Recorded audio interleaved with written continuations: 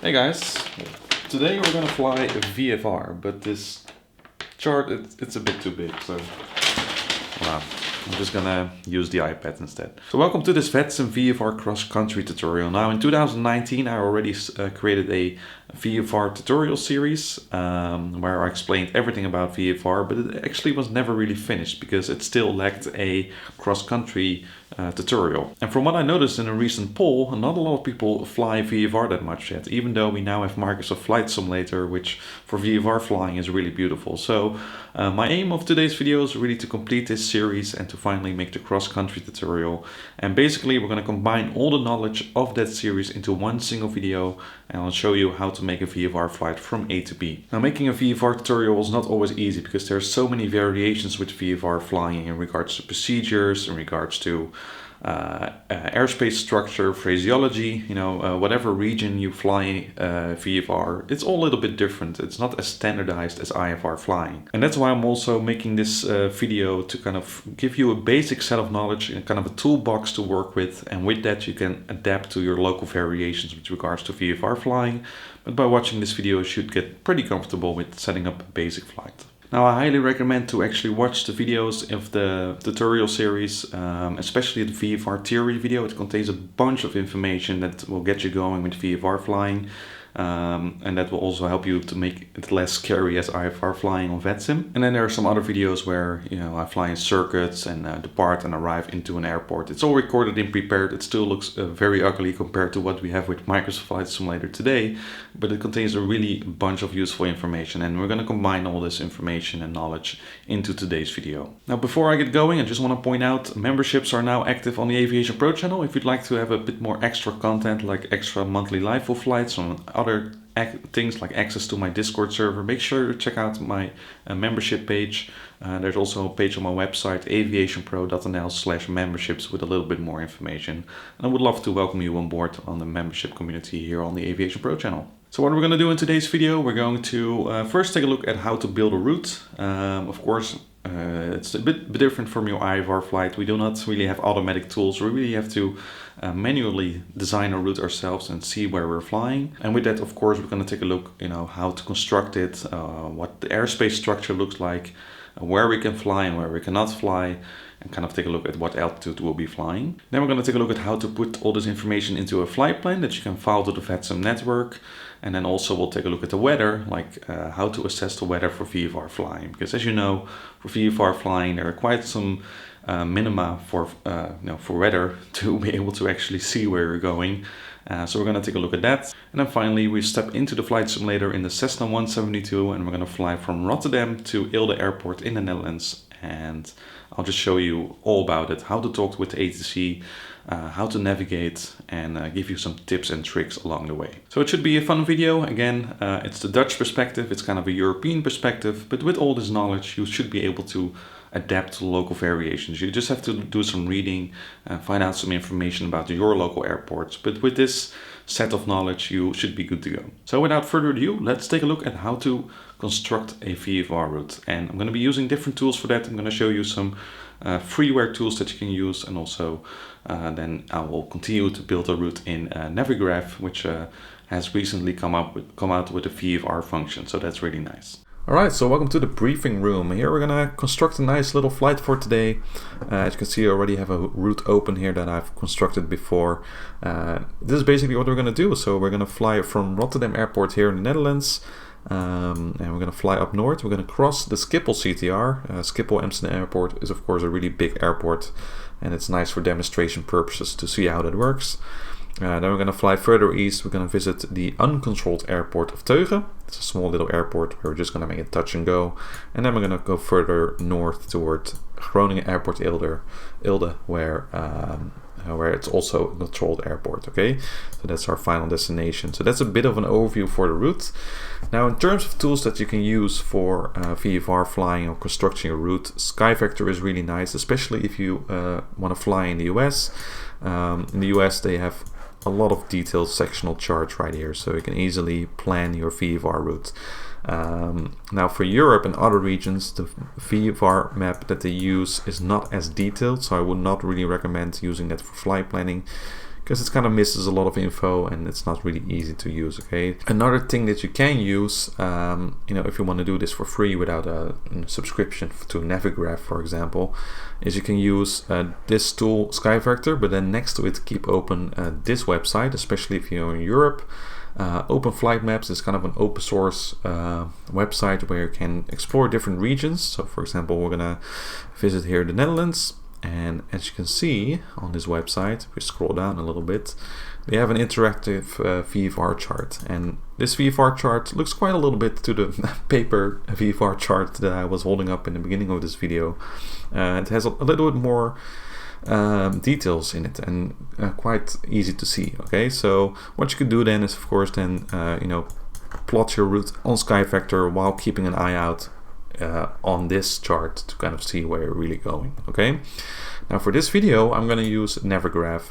Navigraph has come up with a VFR utility as well, VFR maps worldwide, so we can really use it. It's not detailed everywhere as well as in other regions, but in general it's actually a lot better than Skyvector. Now because it's new, it's still in development, they're probably going to add more detail later on, so I still like to, you know, keep open Flightmaps in the background every now and then to really check where I'm going. So I'm still going to combine it a little bit, but it's a really nice utility to use.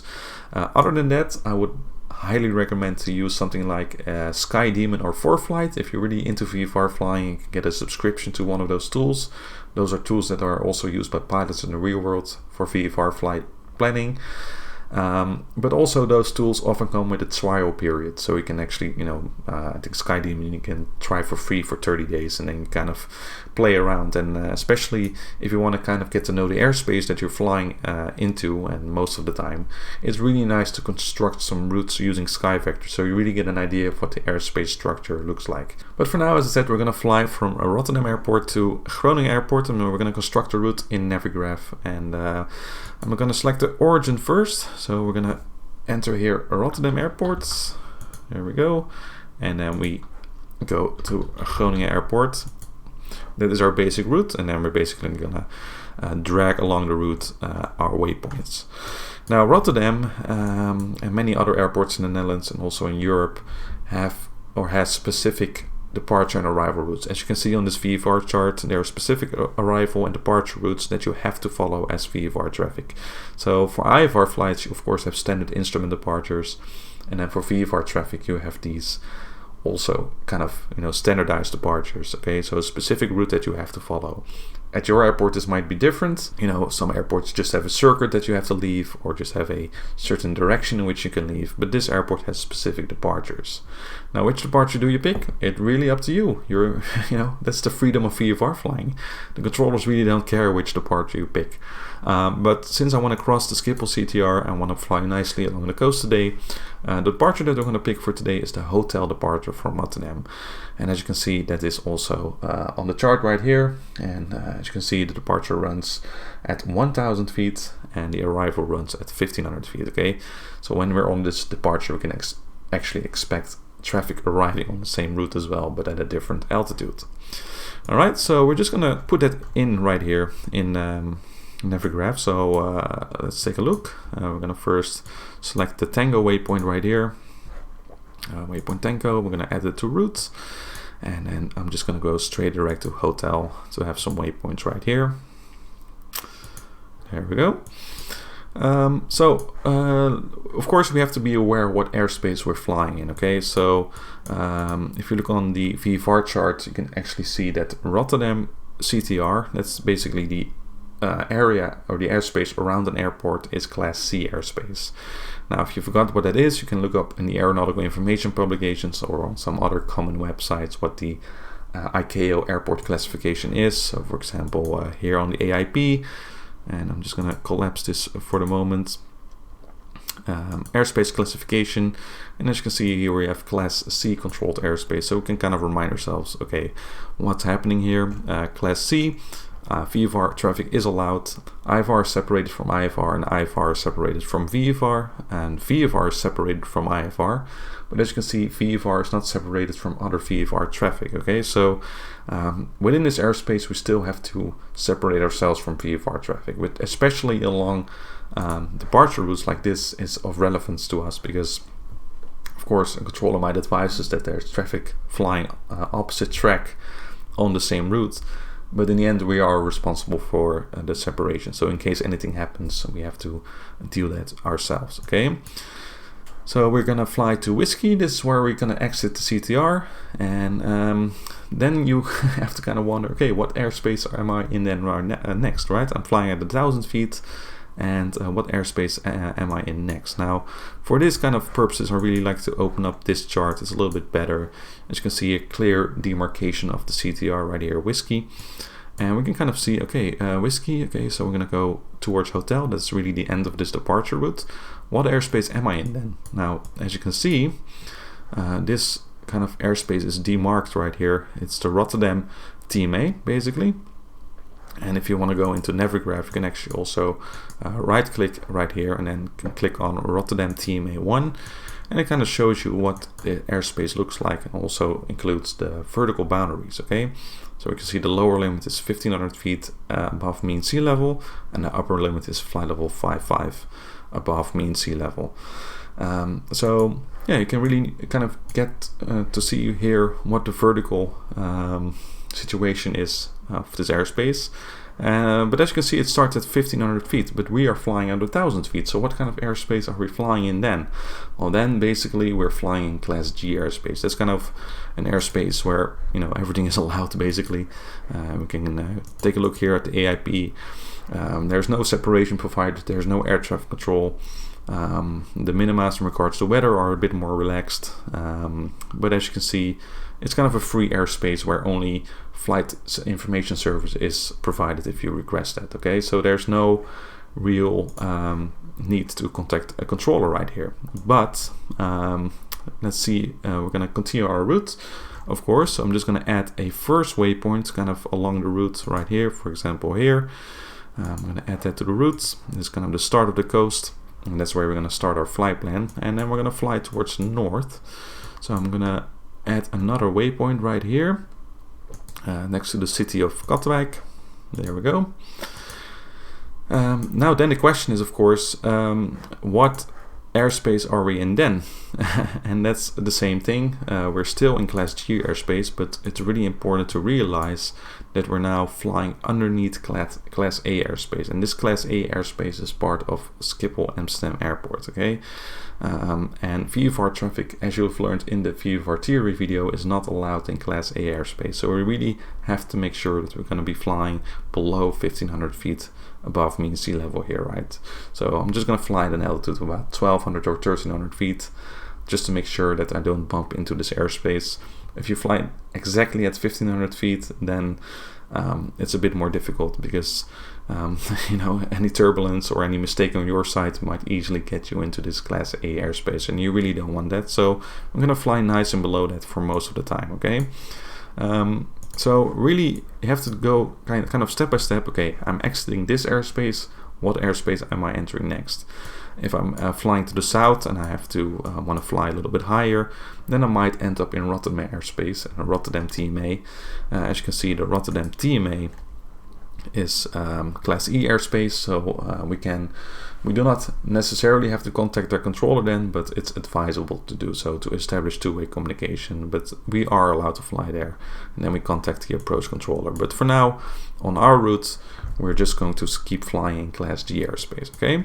So how do we further construct our route? Now, it depends a little bit on what aircraft type you fly. We're just going to fly the Cessna 172. We're going to fly at about 100 knots today. And a nice kind of, you know, distance for waypoints is about 15 nautical miles. This is about 9 to 10 minutes of flying time in those conditions, depending a bit on the amount of wind, of course. But 15 nautical miles is kind of a nice distance to stick to, okay? And the question is, of course, what kind of waypoints do I pick? You have to pick some sort of landmark in order to be able to navigate. Again, we're not using GPS. We're not going to use any waypoints from the GPS.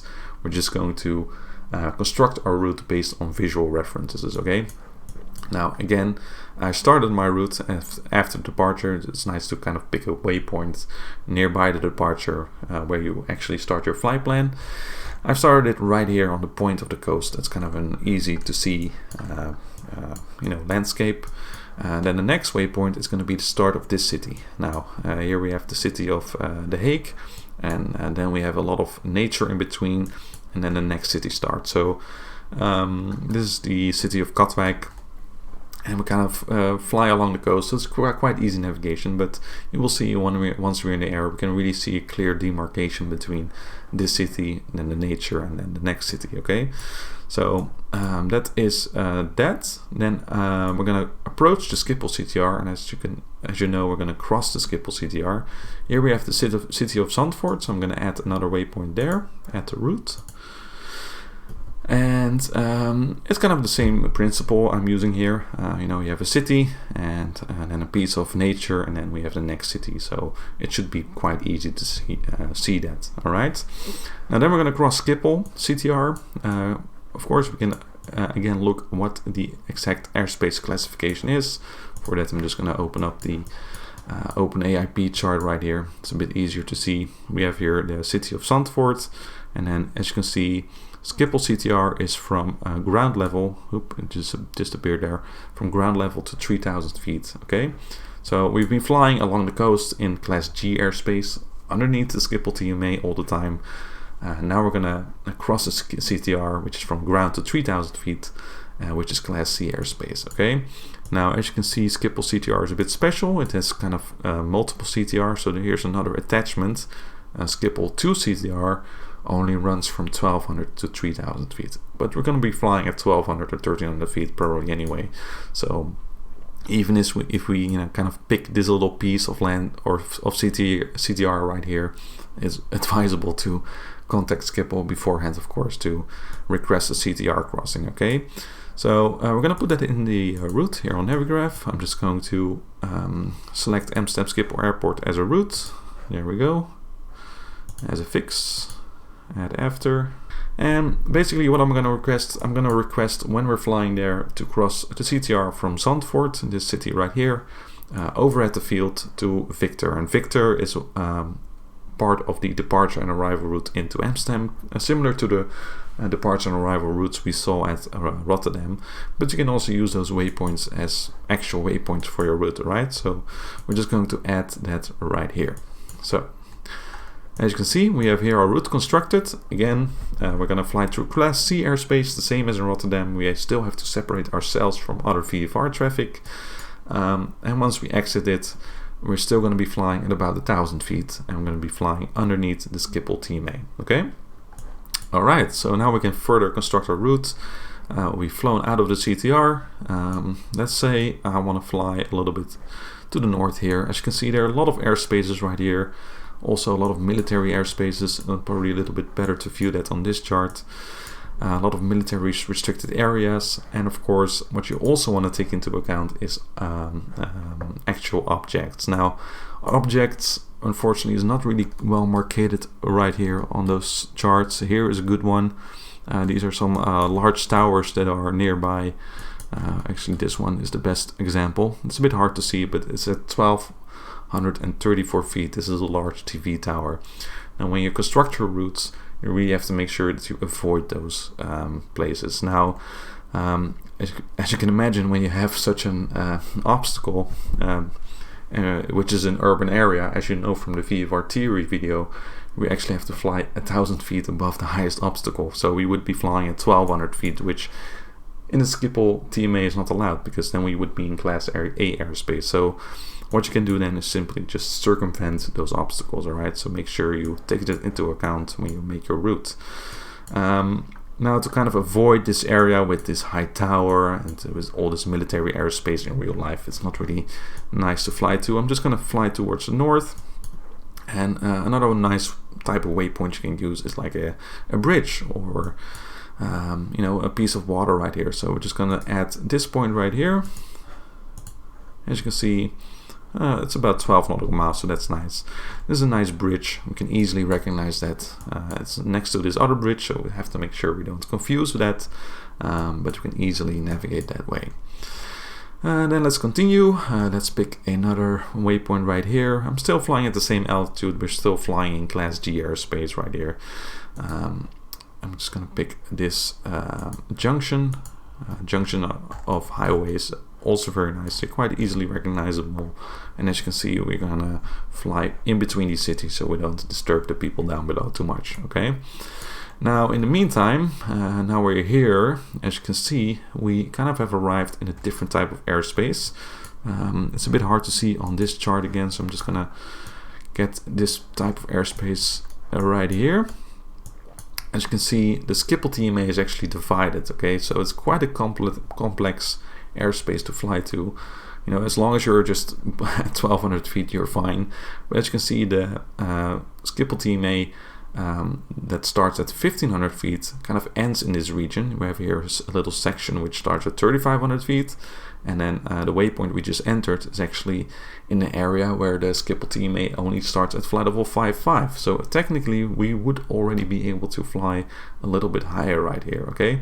So it's really wise to, you know, stay aware of this. Again, you can also use Navigraph for that. Now Navigraph somehow combines some TMAs right here, like it shows the whole Schiphol TMA, showing it as starting at 1500 feet to flight level 95, but this is not really true. We're just going to pick up the actual piece of TMA right here. They're numbered. It's called TMA 5, and as you can see here as well, it starts at flight level 55. Okay, so we don't necessarily have to stay at 1500 feet here or below. We can already climb higher here, so we can take that into account once we create our flight plan. Okay. Alright, so let's go ahead. The next destination is Teuge Airport, which is right here. Now again, what we're going to do is take a little bit more space right here. I'm going to add another waypoint right here, just for demonstration purposes. As you can see, this is quite a difficult area to navigate in. It's quite of open land. There's not much landmarks. So kind of a nice landmark right here is this junction. So I'm going to add that to the route. There we go. And we'll kind of use this to kind of see what it's like to navigate in an area with not as much clearly visible things, okay? As you can see, it's also a little bit longer, so we'll see in the air how we're going to deal with that. In terms of military airspaces, again, I've discussed it in the VFR theory video. For VATSIM, it really doesn't matter. You can just fly through this. Nobody's probably going to bash at you for flying through those kind of airspaces. But if you want to make it a bit more realistic, you can go to the aeronautical information publications of your country. And then if you go to the en route section, you can actually go to navigation warnings, and then you can here have an overview of all the restricted areas that are within the country. So for example, this restricted area 84, we can look that up then in the AIP. As you can see, here's some information about that restricted area. It runs from ground level to 3000 feet and is activated by NOTAM. Prohibited when activated unless permission from military agency, blah blah blah. So if you really want to make your VFR flights very realistic, you can simply look up this NOTAM, see whether it's actually active, and then circumvent around it, okay? But in our case, we're just going to ignore that. So we're just going to plan like this.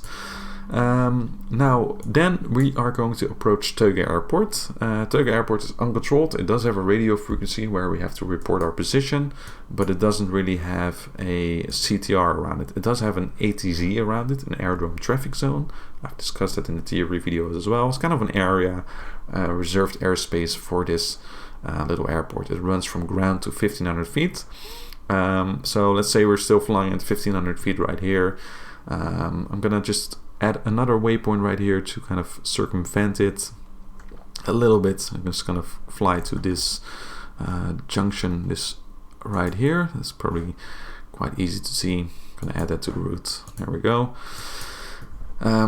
So as you can see, we're kind of crossing this ATC. Let's climb a little bit higher right here. Again, we are, you know, well away from Class A airspace, so we can simply, you know, climb to about 2000 feet, and we can safely stay clear of this ATZ. And because, of course, from Teuge Airport there might also be departing traffic, so we have to keep an eye out on that. Then we're gonna take a look further. We have here at Teuge Airport a specific way of entering the circuit. Again, you can read all that information in the aeronautical information publications. They want you to enter via this waypoint Shara, so I'm going to add that to the route. There we go. That's added, and then I'm going to add the airport itself. So as you can see, we're just taking our time here so we can kind of assess the situation, and then we approach from the east to waypoint Shara, and then we enter the circuit. And as we'll fly in the air, we'll take a look at the chart from Teuge Airport itself to see what the circuit exactly looks like. Then when we leave again, let's pick another waypoint. As you can see, this is just an airport where you leave the circuit in a certain way. So we're just leaving this direction once we are airborne. And then let's pick, we can pick actually the same waypoint right here to add to our route. To continue our way to Groningen Airport Eelde. Okay, so there we go. Now again, what airspace are we flying in here? We can kind of take a look. As you can see, Class G airspace is still 1500 feet. There's nothing below 1500 feet, so that's just Class G airspace. But let's say we're going to fly a little bit higher, and then we end up in Class E airspace. You can see the new Millikan TMA. You can kind of see where it is. This is kind of a military area in real life. Again, on VATSIM, it's not really active, this frequency. But just so we know that we are going to be flying in Class E airspace right here, okay? Again, it's sometimes a little bit hard to say what is realistic in terms of flying on VATSIM. You know, these airspaces might be a little bit too complicated to really deal with. As long as you don't fly into Class A airspace around a busy airport, then you should be good to go, okay? But just be aware always what airspace you're actually flying in, okay? This makes your life a lot easier, definitely. So let's say we're going to fly a little bit higher. That's going to be okay. We're not entering any Class A airspace right here. Let's pick another waypoint. This is again a little bit of a larger town. We can pick this junction right here. That's probably quite easy to see. Then we're gonna go further north. Again, you know, you can just do what you want. You can just pick your waypoints the way you want. Pick junctions, pick waters, you know, lakes, although some lakes that are kind of closely grouped together might not be as easy, but if you kind of have a you know, a singular lake, then it's quite easy to see. Another nice thing, here we have another junction. We're going to add that to the route. You know, a crossing between a railway or a highway is also quite a good demarcation. Of course, you also have electricity lines. Electricity lines are a bit more tricky. Not all of them are as easy to see as others. Some are really big, others are really small. So I would really stick to kind of lakes and highways and things like that. It's a lot easier to see, okay? All right, so we're heading up north. We want to eventually go into this direction. So what I'm gonna do right here is at this little town, the town of Bijlen. Also has some nice junctions which we can use. As you can see, crossing between a railway. Basically, if we're flying this direction, I'm just gonna add it to the route first. You can see kind of crossing some airspace here. I'm going to show you just quickly on the OpenAI map. Some nice, you know, quiet airspace. There's not a lot here. Just Class E airspace, so flight level 5.5, and here it starts at 1500 feet as well to flight level 6.5. So really, if we're just flying at about an altitude of 3000 feet or 3500 feet, we should be good to go. Now, in reality, there are also some parachute dropping zones right here. Those are marked on, you know, a proper VFR chart. Again, that's one of those things on VATSIM you don't really have to worry about. Now, one thing, how high can you really fly at all with VFR? Now, it really depends, again, on the airspace structure. Basically, you know, up until a level where you hit Class A airspace in any case. Also in the Netherlands, the control area, CTA, starts at flight level 195, so that's really the maximum.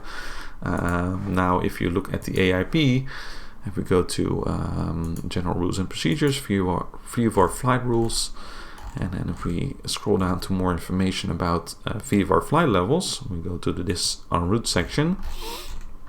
You can see here actually the transition altitude for VFR flying in the Netherlands is 3,500 feet. Okay, this might be different in your country again. So above 3,500 feet, we're going to have to use flight levels. Below that, we can just fly at any really altitude. It doesn't really matter. But if we're going to use flight levels above that altitude, then we have to actually follow the semicircular rule, where we have the different flight levels, basically plus 500 feet. Okay, so we're flying, if our route is mostly eastbound, let's say we're going to fly level 55, and that's the VFR flight level that we have to use. But if we're going to fly eastbound or westbound, sorry, then we have to pick one of those other flight levels. Okay, so for this flight, for simplicity, I'm going to stay under the transition altitude. I'm not going to go higher than 3,500 feet, so we don't really have to worry about flying at specific altitudes. Okay, so that's what you have to take into account. The airspaces, of course, you also have to take into account your aircraft's performance, but in practice, what's also really important is oxygen levels.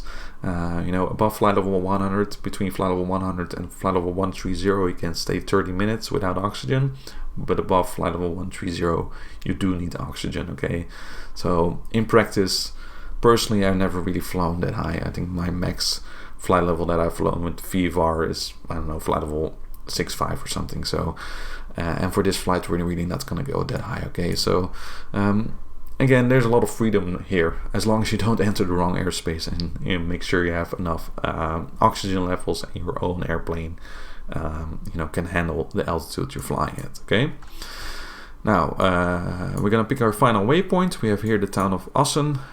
South of that is a nice junction that we can easily see, so we're gonna add that as our last waypoint of our flight plan.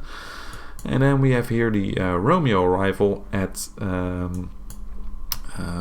Groningen Airport Eelde. Again, HC doesn't care what route you're gonna arrive the airport at. You know, we might as well fly around the CTR for a bit of sightseeing and arrive this way. Okay, and it really doesn't matter, so don't worry about that. We're gonna fly the Romeo arrival, so I'm gonna add Romeo to our route. There we go, and then I'll also add Tango right here.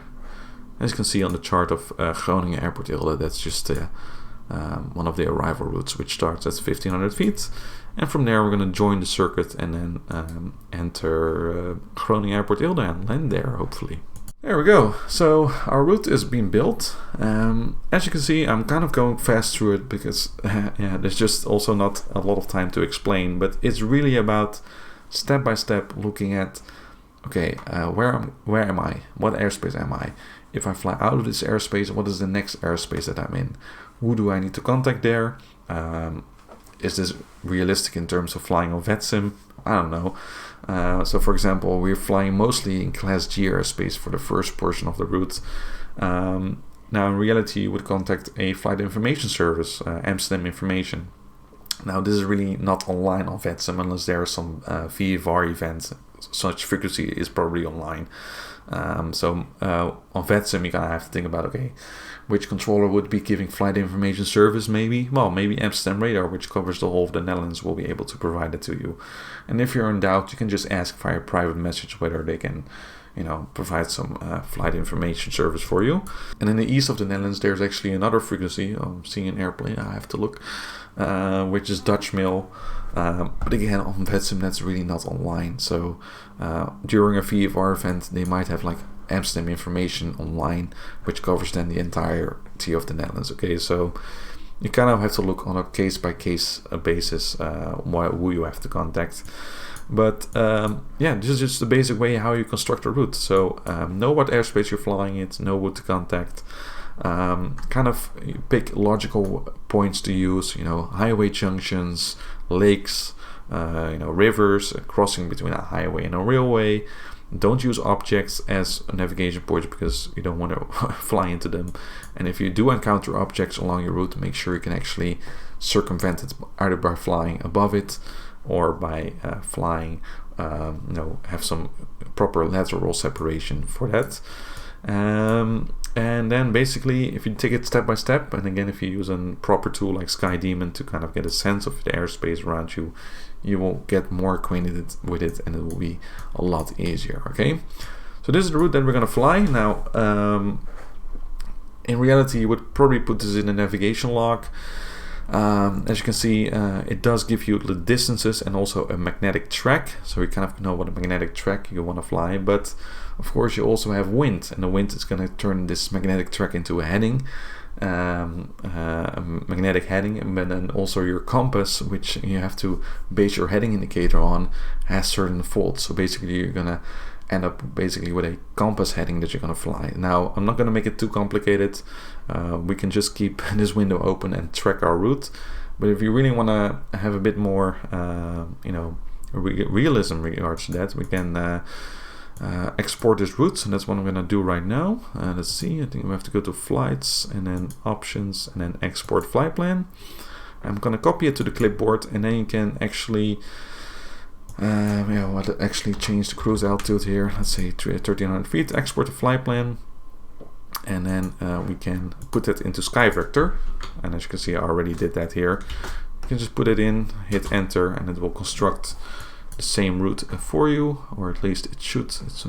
It's kind of drawing a line right here. Let's make sure it's correct. As you can see, the route is now correct. Basically, with Skyvector, you can generate a navigation log. So you can add your aircraft, you can add your speed. So let's say 100 knots. Let's say we're going to fly at 1500 feet. And then you can select the departure time. Let's say we're going to depart in about 2 hours, Zulu, today. There we go. And then if you click on navigation log, it will actually come up with a proper navigation log for you. Now it's not as clear because the the fixes don't have particular names, but at least you can kind of follow along. You can see based on the winds what your true airspeed is, what your ground speed will be, and you can also see what magnetic heading you have to steer. Okay, so you can in that way have a bit of a better, more detailed view of your flight plan, like you would also get from your flight plan in SimBrief. Okay, but in our case, we're just going to keep it simple. I'm just going to have Navigraph open in the background, so we just can track the line. But in reality, you would definitely use a navigation log also to take into account the fuel and also all your timings, because as you can see on the route right here, we have a section where we do not have a lot of navigation landmarks. Okay, so what you would do then is steer a particular track or a heading on your navigation log, and on your navigation log you can also see how long that lag should be based on the winds, and then if you just fly that heading and fly that speed, then you should arrive at your next waypoint if you're lucky. Right, so I just did a quick fix on the route. It was wrong here as well. Now it's proper. Now we have our route from Rotterdam via Teuge Airport to Groningen Airport Eelde. So now that we have our route, let's take a look at how to file the flight plan into VATSIM. So for filing the flight plan, I'm using the VATSIM website. You can log in on there, and then you can go to your dashboard and go to flight planning and then file flight plan. All right. Of course, you can also use vPilot if you want.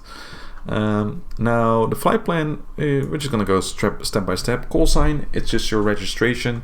So it's going to be Papa Hotel Alpha Victor Papa. That's the Cessna 172 that we're flying today. We're going to be flying VFR. Aircraft type, just put in the ICAO code of your aircraft. We're going to be flying the Cessna 172. The wake category depends on your maximum takeoff weight. So, of course, we're less than 7,000 with this small airplane. So we're light. Then equipment code. Now, this really depends on what your aircraft has on board. You can look it up in the documentation of your aircraft to see what you have. You can just look it up on Google what all those different letters mean. But basically, usually you have like standard stuff on board, and then you can add some specific, like if you have GPS, if you have DME, if you have an ADF, things like that, and then also if you can fly ILS, right? So you can look that up in your aircraft documentation. What I'm just going to use is some of the equipment that I also have on my airplanes in real life that I used in flight training, which is standard equipment, DME, ADF. We have a GPS on board, which is also in the Cessna in the sim. We can fly ILS, and then the 8.33 kilohertz spacing. Transponder, usually, with a default aircraft like the Cessna 172 has a mode S transponder, right? So you can just put the S right here. Now, for departure, we're going to fly from Rotterdam Airport. So the ICAO code of blocks, just put in the time here where you expect to depart. The altitude, now just pick the first kind of altitude that you can fly VFR at. Okay, so let's say 1300 feet. Again, we're staying below the Schiphol TMA, so I don't want to go any higher. In reality, you can also put VFR. I'm not even sure if you can actually do that in VATSIM, but just pick the first altitude that you kind of fly at based on what you have generated in your route. And then if you fly higher later, it really doesn't matter. There's quite a lot of freedom with that. Okay, and the airspeed, we're just going to put in 100 knots. It should be the true airspeed here. If you want to go a little bit more advanced, you can of course go into your navigation log of Skyvector and see what true airspeed has come up with there, or then can also use a calculator, online calculator, to really calculate what your true airspeed is depending on your altitude and also on the meteorological conditions. But I'm not going to go into that. We're just going to fly 100 knots, keep it simple for now. Then our arrival, I'm just going to put in the last airport right here. In reality, you would actually file 2 flight plans. So one from Rotterdam to Teuge, where we're actually going to make a touch and go, and one from Teuge to Groningen. But again, this is a VATSIM. I'm not going to make it too complicated, so we're just going to keep it this way. Alternate, let's say if something happens, we've checked the weather. If we cannot land at Groningen Airport, I'm just going to divert to this little airport right here called Hogeveen. It's a little grass runway, and we can probably always go there. Okay. So just pick an airport where you know the weather is nice and that you can reach within a short amount of time. Then the en route time. Now, of course, this also depends. We can also check the navigation log for that to kind of see how long we would be flying. So let's say we're flying for about 2 hours. So 2 hours, there we go. Fuel endurance, again, this depends on your aircraft. I'm not sure right now what the Cessna 172 maximum endurance is, but let's say 3 hours. So you just have to look that up in your aircraft documentation. What I'm going to focus on right now is the route. Now it depends a little bit on which region you fly into, how you're going to put in the route. You could use like actual IFR waypoints that are on the chart. As you can see, if you look at for example, Navigraph, there are actually some waypoints which you can kind of use IFR waypoints that you can also put in your VFR flight plan, so ATIS kind of has an idea. But if, of course, kind of scattered around the place, what would be more realistic is just to put certain radials and distances from VORs. For I don't know, for example, you can put in Sierra Papa Lima VOR and then 090 and then the amount of distance. So also with the 3 digits like this. So this would indicate to ATC one of your waypoints is on radial 090 from the Sierra Papa Lima VOR at a 12 nautical mile distance. Okay. Now, in reality, even though it's not really officially allowed, they also accept flight plans where you just put in names of towns that you're going to fly past. All right. So the way I'm going to do it right now is we're just going to put in Rotterdam, and then one way you can make clear to ATC what kind of departure you want is by simply putting the letter of the departure name right here at the end of this code. So hotel departure from Rotterdam. And then we're gonna say, okay, let's say one of our first waypoints is Katwijk. So I'm just gonna put that town right here, Katwijk, and then let's see, Zandvoort. That's where we're gonna cross the Schiphol Airport CTR. Then we can also put in the visual reporting point right here, Victor. Now the local ATC should have an idea of where all those waypoints, those visual waypoints that you put in are. Okay, so Victor, and then, well, we're gonna go to Nijkerk, this little town right here.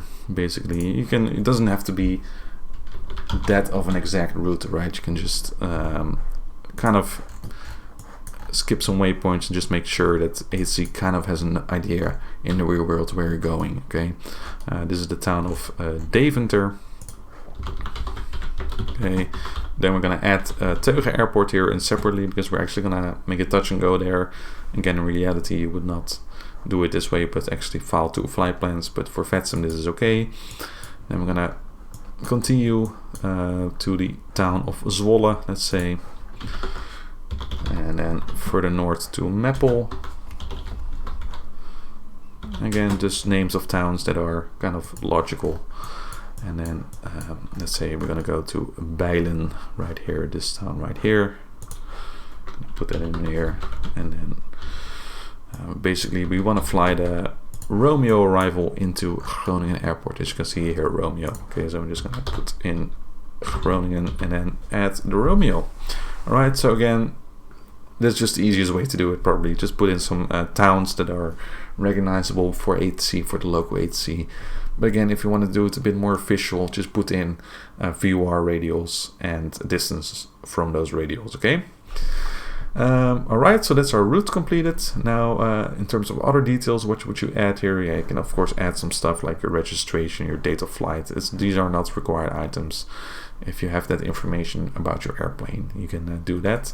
And then you can basically fly your flight plane. And once you log in on the VATSIM network with that same call sign, it will automatically connect or link the flight plane that you pre-filed to your call sign, and then you can fly with it. Now it's all nice and dandy that we have a nice route and filed our flight plan, but is the weather going to be good enough? Now let's take a look at some tools that you can use to assess the weather for VFR flying.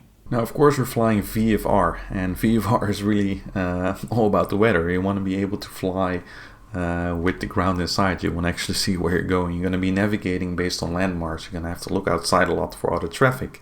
So the weather needs to be good. Otherwise, you're going to have to fly IFR. But that's not what we're going to do in this video. So I'm just going to give you some tips and tricks on how to assess the weather where you're flying. So now, of course, there's some legal limits in terms of flying. So we'll go to the Aeronautical Information Publications. I'm just going to collapse all of this right here. Visual flight rules. As you can see, depending on the airspace you're flying in, there are actually different rules. I've already discussed this in the theory video. We're going to be flying mostly in Class G airspace, where we have to have a flight visibility, as you can see, of 5 kilometers, and we have to be clear of cloud and with the surface in sight. But we're also going to cross some CTRs, and we're going to be flying in and out of airports with a CTR, where it's Class C airspace, and as you can see here, it's a bit more strict. Here we have, if we're flying at and below 3,000 feet, let's say, we also have the 5 kilometer visibility rule, but we have to actually stay away from clouds at 1,000 feet and 1,500 meters horizontally, okay? So you can imagine when there's like a big ceiling of at least 5 out of 8 octaves, or maybe it's even overcast, and when it's overcast at 1,000 feet, and you're flying in that airspace, you know, if you're flying above a non-urban area where you have to be at least 500 feet above the ground, you actually legally are not already, you're not legally within the limits of flying, all right? So you have to take that into account. And now again, if you're flying in Class G airspace, you just taking off from uncontrolled airport with the same ceiling, you know, it's fine because you're clear of clouds and you have the surface in sight, okay? Now, there is a small exception. Again, that really depends on your country and your airport, but for some airports, you can actually leave under special VFR. And as you can see, there are some restrictions for that. You have to be, as a pilot, clear of clouds with the surface in sight. The flight visibility is not less than 1,500 meters. Let me tell you, that's really a very bad visibility. Maximum speed of 140 knots, and there's some limits for ATC. It has to be during daylight. The ground visibility is not less than 1,500 meters, and the ceiling is not less than 600 feet. Let me tell you, those are very difficult circumstances to fly VFR in. But you can use this to kind of leave an airport. If you know outside of the CTR there's better weather, you can actually use special VFR to actually leave or arrive into an airport under those conditions. Normally they restrict the amount of flights that are allowed to fly into the CTR then, like only 1 or 2 flights, so ATC can keep an eye on you. So it's not really something that you file beforehand. You do not file a special VFR flight. It's just something that you get or not. Like on the ground, when you ask for your startup clearance, they can clear you for a special VFR, or they might actually reject you because there are already too many aircraft in the CTR under those conditions, okay? Now, these are 5 kilometers visibility. These are quite, 5 kilometers is not that much, let me tell you. So basically, especially if you're new to VFR flying, you just want to be flying on good days. Of course, in Microsoft Flight Simulator, you can just select a nice weather type. I'm not even sure if that's allowed on VATSIM anymore, if you have to actually fly using real-world weather. What you're just looking for is some nice high ceilings, or at least, even better when there's no ceiling at all. So when their clouds are few or scattered, it's not really considered a ceiling.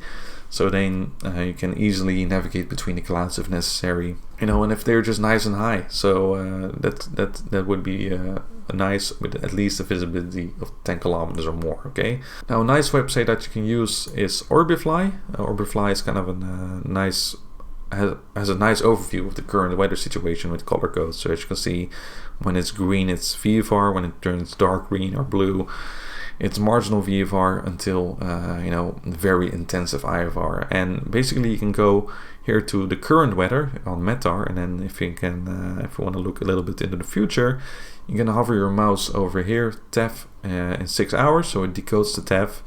And as you can see, while currently in most of the UK there are a lot of green airports, it actually shows that for most airports right here, 6 hours, it's going to get pretty cloudy. And you can kind of deduct from this, it's not going to be a very good day for VFR flying. Okay. In the Netherlands, however, as you can see, well, for the next 12 hours, okay, maybe in the south, those TAFs are not valid enough for that long, so they just disappear. But actually, all airports in the Netherlands currently look green, so that's really nice. Okay, so let's take a look. We can now hover our mouse here over the weather at Rotterdam Airport. You can see the current METAR. The winds are 190 degrees, 8 knots. Variable between 140 and 230 degrees. Niner. That's the visibility. It's at least 10 kilometers or more.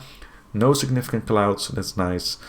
Temperature is 8 degrees, and dew points minus 0 and QNH 1018. As you can see, just very nice flying conditions.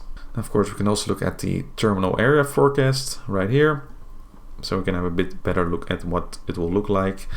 In general, for this period, let me see, Rotterdam. The visibility is again more than 6 kilometers, view at 3,000 feet. Well, that's perfect. We have like more than 1,000 feet separation from the clouds in that case if we fly in the CTR.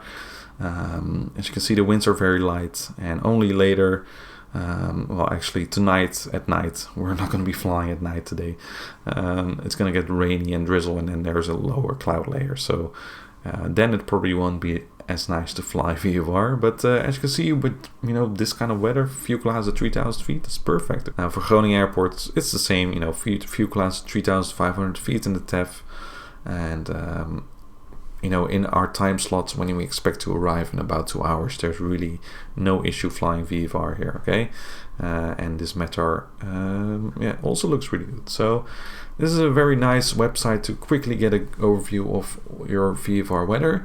Now Windy is also a really nice website to kind of assess the weather situation. It contains a bunch of information. This is all for free.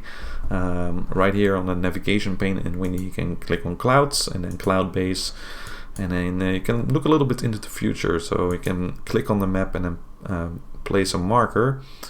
And then you can, as you can see, go ahead in time, see how the cloud base. So if you're changes. So if you're planning a VFR flight and you say, okay, I want to fly this weekend, so let's see how it is on Saturday.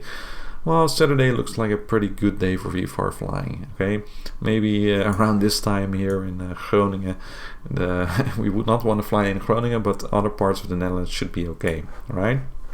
So you can check out the cloud base. You can check out the visibility that's expected for the different times. Of course, these are all based on models, so do take it with a grain of salt. It's probably not as accurate as the current weather reports. You can also look at the radar and the satellite, of course. So let's take a look at the satellite view. Gives you a nice idea of the weather. As you can see, in the UK, it's really, really cloudy. You can just see a thick layer of white clouds, which corresponds to what we saw on Orbifly with those TEF changing into orange, into IFR conditions. It's not really nice to fly. But in the Netherlands right here, pretty much clear skies is what I can see right now as well. So that's really good.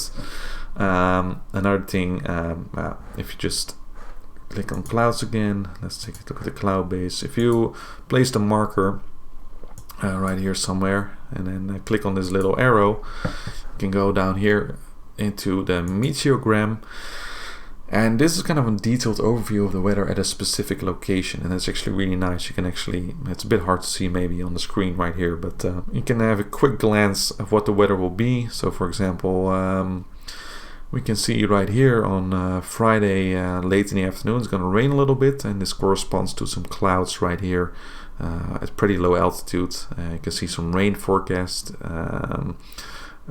next week on Monday. Of course, this is very far in the future, but you can see that it's going to be raining a lot. You can see some thick clouds at these various altitudes, and it really goes very low. You can see here the cloud base at the bottom going down to 1400 feet, 2100 feet, 1700 feet. And here is also a day where it is only 700 feet. So it's a really nice kind of utility to get a glance of what the weather will be like in the future. Orbifly is more the day itself, within the next 12 hours, but windy you can kind of predict a little bit more accuracy, and of course the earlier in time it is, the more accurate it will be. So that's a basic overview of the weather. Again, the weather is going to be nice. Now for demonstration purposes for this flight, I'm just going to fly with a default weather team, and the weather is going to be looking a little bit different than what you just saw now. So in the ATIS you will hear a little bit different weather. But these are really nice websites to assess, because normally, of course, with SimBrief it comes with a flight plan with weather charts and a bunch of pages with METARs and TAFs. But for VFR flying, we don't really have that. We have to use different tools. And in this way you are sticking to the legal limits. We know the cloud base is high enough today. We're sticking also to our personal limits. That's one thing that I really want to stress, the personal limits. Like, of course you can fly within the legal limits, but 5 kilometer visibility or even flying special VFR is very, very restricted. It's really hard to see and make out where landmarks are that way. Okay, so just set some personal limits for yourself. Some nice visibility, a nice high ceiling, and then you should be good to go. And then you can make your decision based on that. Alright, so we have our flight plan in order. We have a nice route. We kind of know the airspace structure around our route, and we know where we're going. And the weather is also nice. So now it's time to step into the airplane and actually start flying. Now in this video, I'm not going to focus too much on the aircraft itself. I'm just using the default Cessna 172. I really don't care if you just pick one of those default aircraft and just start it up with Control plus E. In this video, I'm really going to focus on the VFR procedures and especially the phraseology, so how to talk with air traffic control when flying VFR. Alright, so welcome to the Cessna 172 here at Rotterdam Airport. As you can see, we're parked here in a kind of a general aviation area.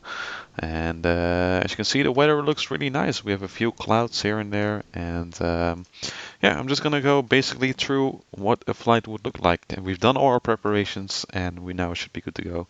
So as you can see here on the chart here, we're parked on the Lima apron, and we're just going to take it step by step. Again, I'm not going to focus too much on the aircraft, so I really don't care at the moment what you do with your aircraft if you're really going to go through all the checklist. But luckily, Microsoft Flight Simulator actually comes with quite a nice amount of checklists to get you going. Okay, so I'm just going to go through the pre-flight checklist right now, and then soon we're going to listen to the ATIS. Of course, we're going to presume we're now connected to the VATSIM network and are actually online during some VFR event, and that we have all ATC available. Of course, in reality, that's not always going to be the case, but I really want to demonstrate all the procedures and the phraseology that comes with it. Okay.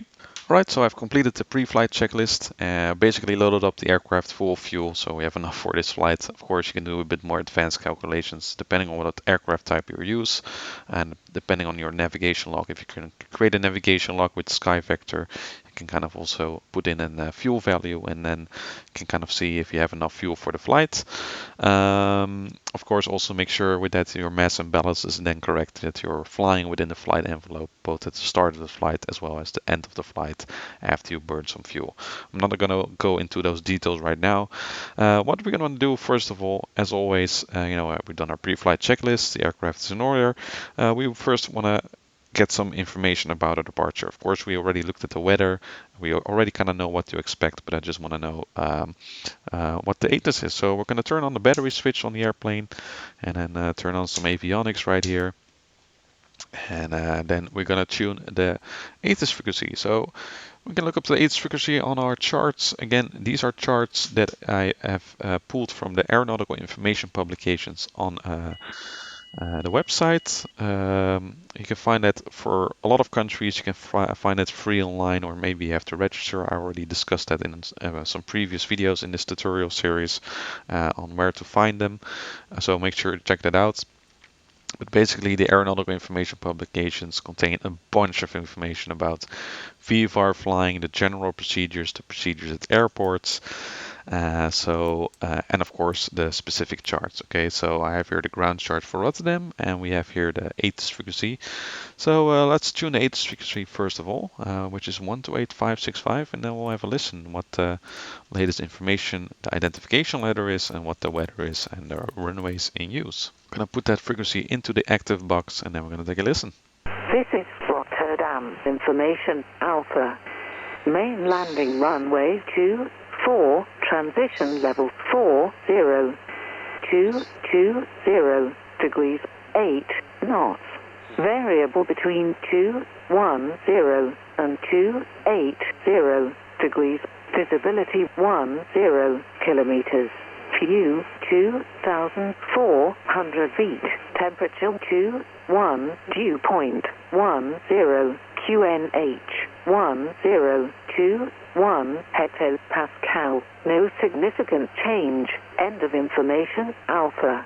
Alright, so we have now the information of the airport. We've listened to the ATIS. Again, we have information alpha, runway 24 as expected. The wind's very nice and light from 220 degrees at 8 knots. Visibility is good. A few clouds at 2,400, which are no factor. Temperature 2.10, so nice and warm. And QNH is 1021, and I've put that in the altimeter. Okay, those are kind of the basics you want to know. Now, normally, if you're flying an IFR flight with the, I don't know, the PMG 737 or whatever, of course, you would listen to the ATIS and get your flight plan clearance. Now, we have filed a flight plan on VATSIM, but when you're flying VFR, you don't really get a clearance like you would do for an IFR flight plan. Basically, the only thing you're going to get is a startup clearance. So the flight plan is really there for the controllers to kind of know what you're doing, where you're going, but you don't get a specific clearance because you're not really following any particular airways. And of course, when you're flying in Class G airspace without any controller, or Class E airspace, you're free to go wherever you want. You're really not really bound to any clearance that way. Okay, so what we're going to do is go to the delivery controller first of all, which, as you can see on the chart, is 128.565. So I'm going to tune that in. Correction, is actually 122.18. So we're now tuned to the Rotterdam delivery frequency, and we're going to ask a startup clearance. We're just going to ask a clearance for the startup of our airplane. And you can follow along over on the AviationPro website, aviationpro.nl. You can find a VFR phraseology guide. It's also linked in the description. It contains the full phraseology that I'm going to use in this video, okay? So you can follow along. Now, when you are calling a station like this with VFR, it's a bit more common to kind of make a general call first, so they can prepare for your request. So we're just going to mention our call sign, and the controller will hopefully respond, and then we're going to ask our clearance for startup. And with kind of clearances with VFR, you can kind of generalize it. It's basically, who are you, what are you, where are you, and what are you doing. So basically, we are Papa Hotel Alpha Victor Papa today. We're Cessna 172. We're parked at the Lima apron. We have information alpha received. What do we want to do? Well, we want to fly from Rotterdam to Eelde, and we want to request a startup clearance for you. So that's basically what we're going to request. Okay, and you can use this also for clearances in the air for crossing a CTR or requesting an arrival, as you will see in this video.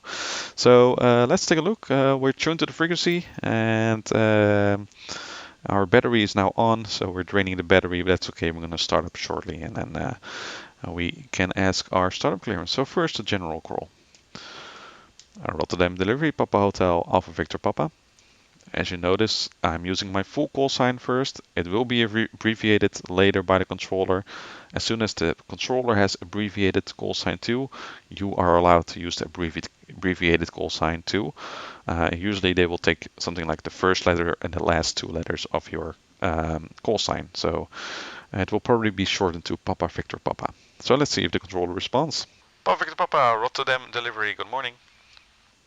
So the controller has abbreviated our call sign, so now we can use the abbreviated call sign too. And let's ask for our startup clearance. Papa Victor Papa is a Cessna 172 parked at the Lima apron. Information alpha received. VFR from Rotterdam to Eelde via the hotel departure. Request startup. Papa Victor Papa, startup approved for runway 24. Information alpha correct. QNH 1021. Startup approved, runway 24, QNH 1021, Papa Victor Papa. So there we go, we have our startup clearance, and as you've noticed at the startup request I already mentioned the departure. If you leave that out, it's okay, they just probably will ask you, what kind of departure do you want, or they deduce it from your flight plan. But you can also just mention it in the request already, like, okay, I want to fly the hotel departure today, so they have an idea where you're going. Papa Victor Papa, expect hotel departure 1000 feet, squawk 7000. For taxi, contact tower on 118.205. Hotel departure 1000 feet, squawk 7000, and contact tower 118.205. Papa Victor Papa. There we go, and that's our startup clearance done. We are now done with the delivery controller. We've received a squawk code. Now the squawk code in Europe, the general squawk code is 7000, so it's already in there. And he confirmed that we have our hotel departure as requested, so that's nice. And then the next frequency we'll contact shortly is going to be Rotterdam Tower for taxi. So as you can see, it's a little bit different from IFR, but you do need the startup request at controlled airports. Okay, for uncontrolled airports, you just request the aerodrome information, and then you can just start the airplane at your own discretion. All right, I've gone through the checklist. We will check if the prop is clear. Well, those guys standing behind there probably wouldn't want anyone behind there in real life, but we're going to start the engine. There we go. Going to set the ignition to start. And we have successfully started our engine. There we go. And just set the throttle a little bit up to maintain about 1000 RPM. Now after you started your engine, you can just kind of make a run through the airplane, make sure the doors are closed. Of course your trim is set for takeoff, things like that. HSI has come alive. We'll take a look at the compass. We should be at a heading of about 145. Well, this one has had some trouble, so we're gonna put it in the right direction. And in flight we'll also of course correct the heading indicator. Due to the gyro drift, it's gonna slip away over time, so we want to make that correct. Altimeter is set. We're gonna also tune some VOR along our route as an extra reference. I'm gonna tune a Rotterdam VOR, so let's take a look at the chart. What frequency that is, it should be on one of those VFR charts as well. 110.4. So after you've started your engine, you can do these kind of things, set up your avionics, make sure that everything's set up in terms of radios and frequencies. So tower is already in there, let's switch to tower. And then the next frequency I'm going to expect is going to be probably the Amsterdam information for our flight information service. So I'm going to put that in here as well, which is, let's take a look, 124.3 Amsterdam information, as you can see on the chart. Okay, in terms of GPS, other than that, we're not really going to use the GPS. I'm going to use the VOR needle because, as you may have read in the AIP, and that's why reading the AIP is important, hotel departure is based off the 271 degree radio from Rotterdam VOR. So if you tune that VOR and then set up the radio already in here in the OBS, you can use that as a reference so that you're sure that you're kind of flying where you're supposed to be flying. Of course, we're mainly going to rely on visual references, but it never hurts to kind of, as a backup, have a VOR or GPS. And of course, we have Navigraph, so it's going to be really easy, but we're going to mainly focus on the outside. This radio we don't really have to use. You can maybe tune a distress frequency in the background if you want. Alright, so I've completed the after starting engine checklist in this particular aircraft, and now we simply ask for taxi, and that's basically like any taxi procedure at any airport. As you can see, we're parked at Lima apron, so we have quite a long way to taxi, probably to Victor 6 or Victor 5 at Rotterdam. So let's see what they will give us. Yeah, basically for taxi we just taxi normally like any aircraft. However, at the holding point we're actually going to position the aircraft, as you will see slowly, to perform a run-up. And run-up is something you normally do for small airplanes to check the engine and the magnetos and the propeller governor and things like that. And of course you can do that in your flight simulator aircraft as well. The controller will actually take that into account, that you're going to be waiting at the holding point for a little bit. Okay, so we're just on the tower frequency right now, 118.205, and let's request taxi. Rotterdam Tower, Papa Hotel Alpha Victor Papa at Lima apron, request taxi. Papa Victor Papa, Rotterdam Tower. Good day, taxi holding point Victor 6, runway 24. Taxi holding point Victor 6, runway 24, Papa Victor Papa. As you've noticed, we contacted a new station right now, like we switched from delivery to tower, and whenever you contact a new station you have to use your full call sign again. So the controller immediately abbreviated the next transmission, so for now we can just use Papa Victor Papa. Alright, so we can release the parking brake, and we'll turn on the taxi lights, and then we'll slowly start moving. Check if everything is clear. And there we go. It's always nice to kind of do a brake check on these small airplanes, make sure the brakes actually work. And then we'll slowly start moving. Take your time with taxiing, there's really no hurry. It can be quite busy at different airports, so I have to take that into account. And of course, the taxiways might be rather small like this one, so give it some time. Alright, so we're approaching the holding point, as you can see, and like I said, they will know that you're going to be waiting there for a little bit to test your aircraft engine, so we're going to do that. You can simply put your nose a little bit into the wind as much as possible right here, so of course trying to avoid hitting any lights. So there we go. And it's of course nice, do that kind of on halfway down the taxiway, so you also leave some space for other people that might be done earlier with the run-up, so they can actually pass you and depart in front of you. Okay, so take that into account.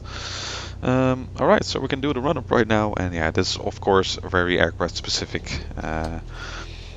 So it really depends on what aircraft you use. Usually you rev it up to about 1800 or 2000 RPM, and then kind of check the magneto drop. Make sure it's not more than 150 usually. Back to both, and then the other one. And then there should also not be more than a 50 RPM difference between the two. And then also propeller, maybe even a full power check, things like that. Alright, so we're almost ready for departure. I'll also do a little bit of a departure briefing. Normally would probably do that, after you started your engine, but okay. Now, again, as we reviewed with the route, we're going to fly the hotel departure. As you can see on this chart with the circuit of Rotterdam Airport, we're just going to climb straight ahead. We're going to cross the highway. Once we cross it on the right, we're going to make a right turn towards Tango. And Tango, it's not really a very specific spot. It's kind of, after that little bend in the highway right there. As you can see, Tango is actually colored in, so it's a mandatory reporting point. So we'll actually report that. And then we're going to turn left, and we're going to go to the next chart, a visual approach chart of Rotterdam. I'm going to go to the next chart and then complete the departure, fly past the Sierra waypoint at 1000 feet, and then to a whiskey at 1000 feet is where we're going to leave the CTR, and then we're going to continue to a hotel, and then we've completed the departure. Again, there might be traffic coming from the other way on this route, so we're going to keep a good eye out on that. And of course, you also want to brief things like, okay, what do I have? If I have an engine failure before rotation, we'll stop on a runway. After rotation, we'll probably have to find a field. Any other failure after rotation, we'll complete the circuit at Rotterdam Airport, which is a right-hand circuit at 1000 feet, and we'll come back to land at runway 24. Okay, so just get some scenarios in your head to prepare yourself. But yeah, that's just if you want to make it a little bit more realistic, of course. So departure is completed. Let's make one more run through the cockpit. The doors are closed. Let's make sure it's set to full rich. That's all set. We've checked all the engine instruments and magnetos. Engine pressure, oil pressure, and fuel gauges are all looking normal. The radios have been set up. We're gonna switch the transponder to alt, to active, and then we're gonna get one notch flaps down for takeoff, and then we should be good to go. So now we can report to the tower that we're ready for departure. Papa Victor Papa, Victor 6, runway 24, ready for departure. Papa Victor Papa, hotel departure 1000 feet, wind 260 degrees, 5 knots, runway 24, clear for takeoff. Hotel departure 1000 feet, runway 24, clear for takeoff, Papa Victor Papa. Okay, we are cleared for takeoff. I'm gonna turn the landing light on here. Landing lights is something you want to have turned on in CTRs when you enter them. So also on arrival, we'll make sure it's turned on. Also for better visibility, of course, you can leave it on for the entire flight.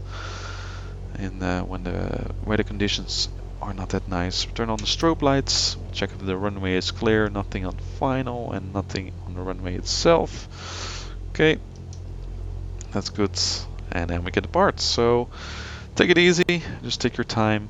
The scenery is not really correct, as you can see there's some lights here and there, but that's okay. The transponder is on alt and the before takeoff checklist is completed, so we are ready to go.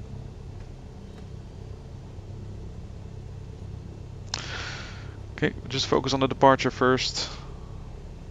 And we'll make a nice rolling departure and we'll just apply full power. There we go. Cleared and take off.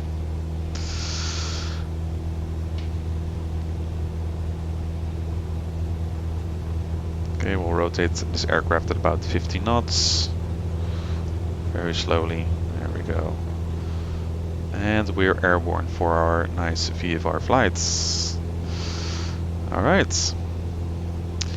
Now you already want to be looking outside, just look ahead. You know, you want to follow the runway track as well as possible. If there's some wind, you're going to be drifting away quite easily, so to keep that in mind. And then the first thing we're really going to look for this departure is crossing the highway. We're just going to stay with the tower controller. Again, we're flying in the CTR, so we're just staying with the tower controller in this airspace. And it's 300 feet, so let's put the flaps up. There we go. And it's getting a bit of a wind right here. We have a nice view of the airport and of the city of Rotterdam on our left hand side. There we go.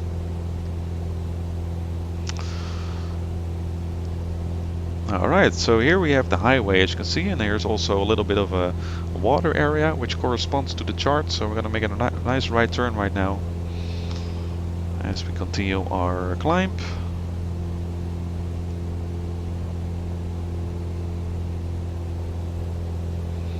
And then we're going to head for waypoint Tango, which is, as you can see here, we have the bend in the highway. It's quite recognizable. This is about where Tango is. Okay. So we're approaching 1,000 feet. Let's make sure we actually level off.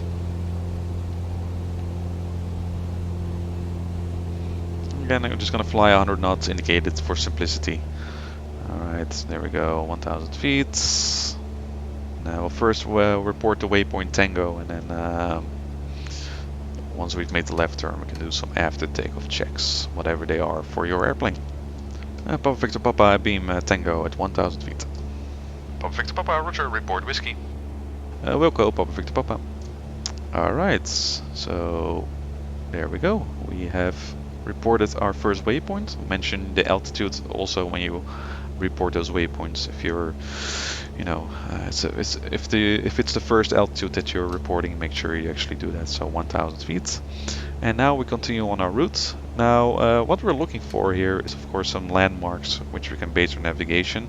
As you can see, we are ending up quite well on this radial that we've put in, the 271 degree radial, and we're kind of flying next to this, you know, urban area right here. So we're doing well, but of course we need to look a little bit ahead of that, see what's going on. Now whiskey, as you can see, is right next to an obstacle actually.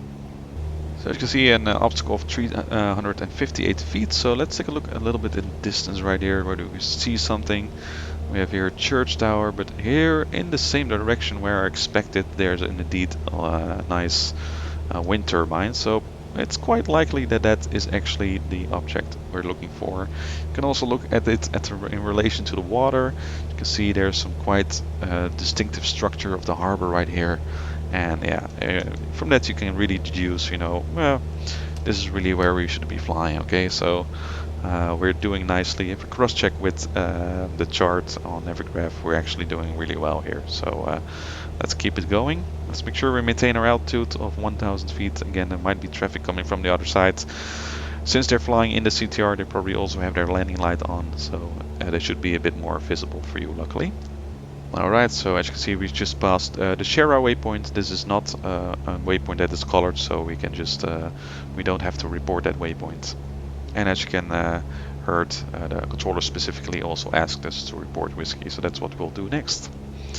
And then you can already kind of think ahead, you know, we've done our flight planning, what kind of airspace am I entering, and next I'm now flying in Class C airspace, and soon I will be flying in below the Rotterdam TMA for a little bit, and then once we fly along the coast, we're going to be flying underneath the Schiphol TMA.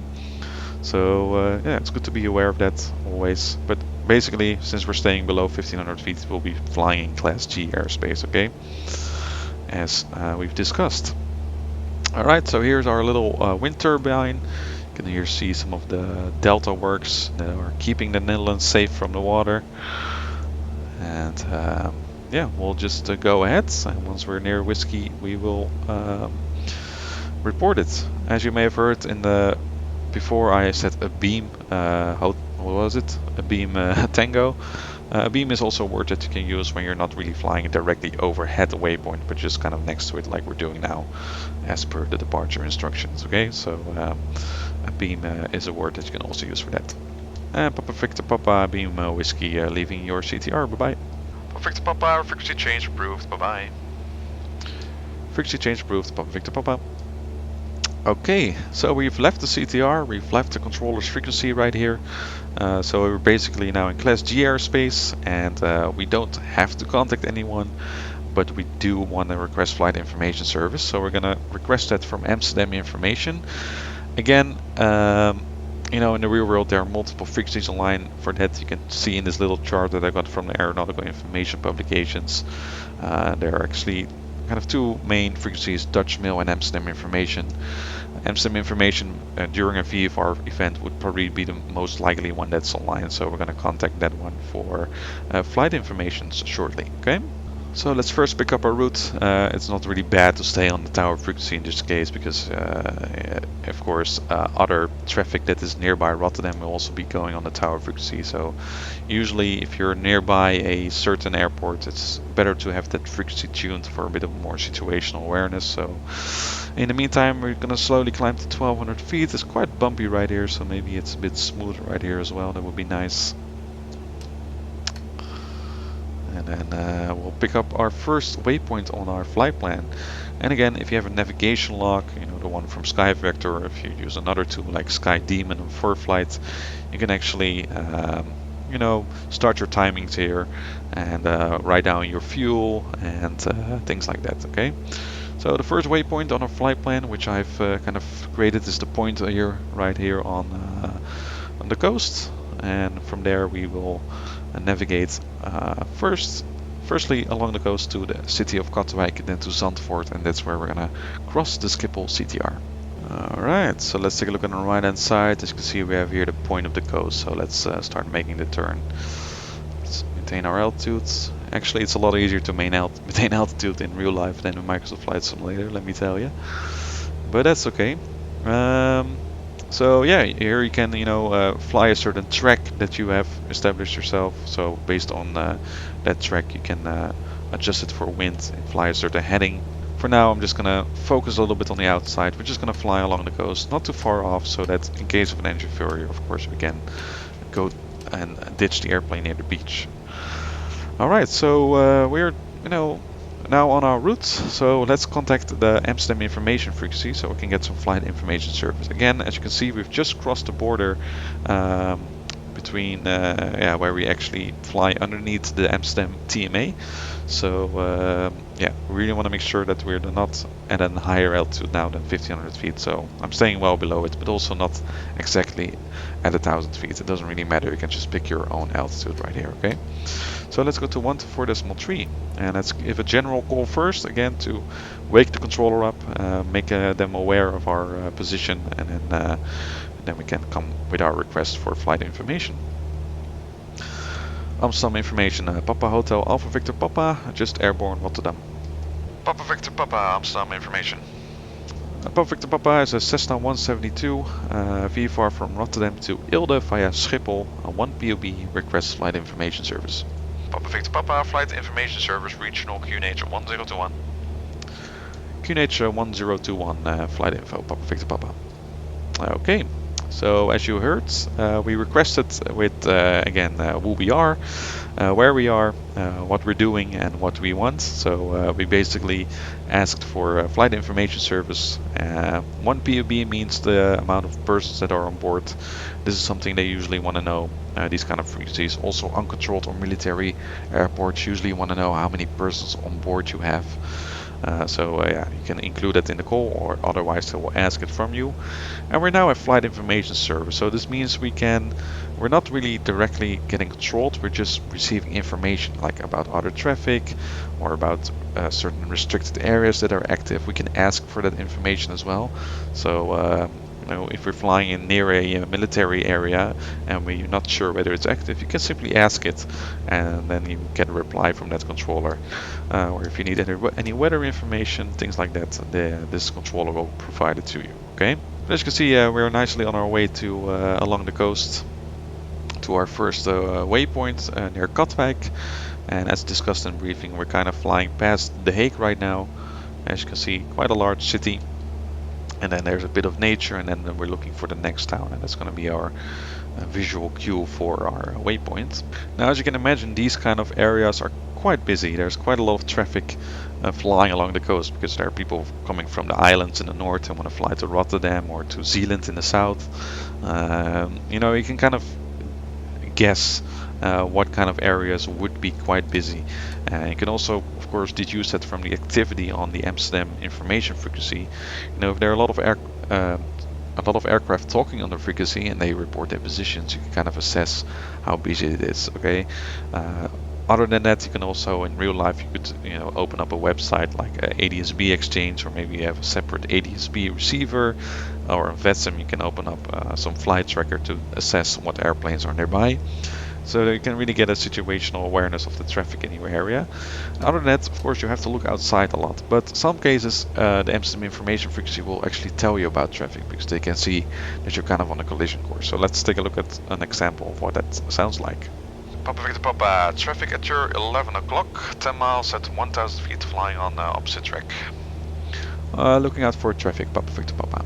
Alright, so the controller just told us there's traffic at our 11 o'clock, about 10 miles, flying on 1000 feet opposite track, so they're obviously coming from the other direction. Let's turn our landing lights on. Let's stay at 1200 feet, or no, they are at 1000 feet, so at least we have some separation. And now you just look outside for traffic, whether you can see them. Okay? Papa, traffic is at your 10 o'clock now, 7 miles at the 1000 feet. Now, let's say we actually see the aircraft. Of course, it's now not in here, but let's say we've seen it, and then we can report that to the controller. Traffic inside, Papa Victor Papa. Papa Victor Papa, roger. Alright, so now this is a nice example of how it could happen. Now the controller knows you have the traffic inside, the other person in that other aircraft knows you have them inside, and then it's safe again. Okay, so yeah, these are all kinds of things you have to keep in mind. So soon we are approaching our first waypoint. Again, if you're using a navigation log, you can cross-check with the navigation log if you're arriving at the expected time, whether your fuel status is still okay. Arriving at a waypoint is kind of a nice moment to really start looking at some of the aircraft systems. So you can start leaning a little bit. We haven't done that yet, so I'm just going to lean the aircraft a little bit right here. We're gonna take a look at the engine instruments, check if everything is still in the green and everything is looking normal. Also, this is a nice moment to check for your heading indicator. So we're flying straight on level and we're not climbing or descending, so we can kind of see, okay, we should be heading about 040 right now, and that's kind of corresponding with the heading indicator right now, because they're going to drift away over time, so you might need to correct that a little bit every now and then, but for now we're good. So yeah, it's make a nice round through the airplane, make sure everything is still in order, and then check with your navigation log whether you are still flying your flight plan as you expected to. Okay. Alright, so in preparation of the CTR crossing, let's actually tune Schiphol ATIS, so we kind of know what's going on there, and they also want to know, of course, the identification letter that you have listened to the latest ATIS. So we'll tune that in.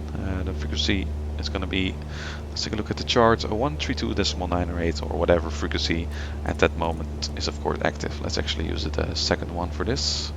the standby box the tower frequency, because that's of course the frequency we're going to contact. We're not contacting an approach controller or something unless you're flying on VATSIM and there's no tower frequency online. Of course the approach controller takes over the duties of the tower controller, and then you could contact the the approach controller also for the crossing. But in principle, when all stations are online, let's say the tower controller is responsible for the CTR, so we're gonna contact them. And let's listen to the ATIS on 132.980. This is Schiphol information, India. Main landing runway 18 center. Main takeoff runway 24. Transition level 40. 250 degrees 8 knots. Variable between 230 and 280 degrees. Visibility 10 kilometers. View 2,400 feet. Temperature 22. Dew point 10. QNH 1021 hectopascal. No significant change. End of information, India. Of course, I'm fake listening to this, so I didn't turn COM to on, but we have our ATIS in, information India, runway 18 center. And this is really important because you want to kind of establish what's the situation at Schiphol. You're crossing a major airport where there's a lot of traffic. They're landing on 18 center, so they might also go around on 18 center. We have to take that into account. The weather is all fine, the QNH is still the same, so that's nothing to worry about. And with major airports like this, you want to, kind of contact those controllers, on time, so they know of your arrival.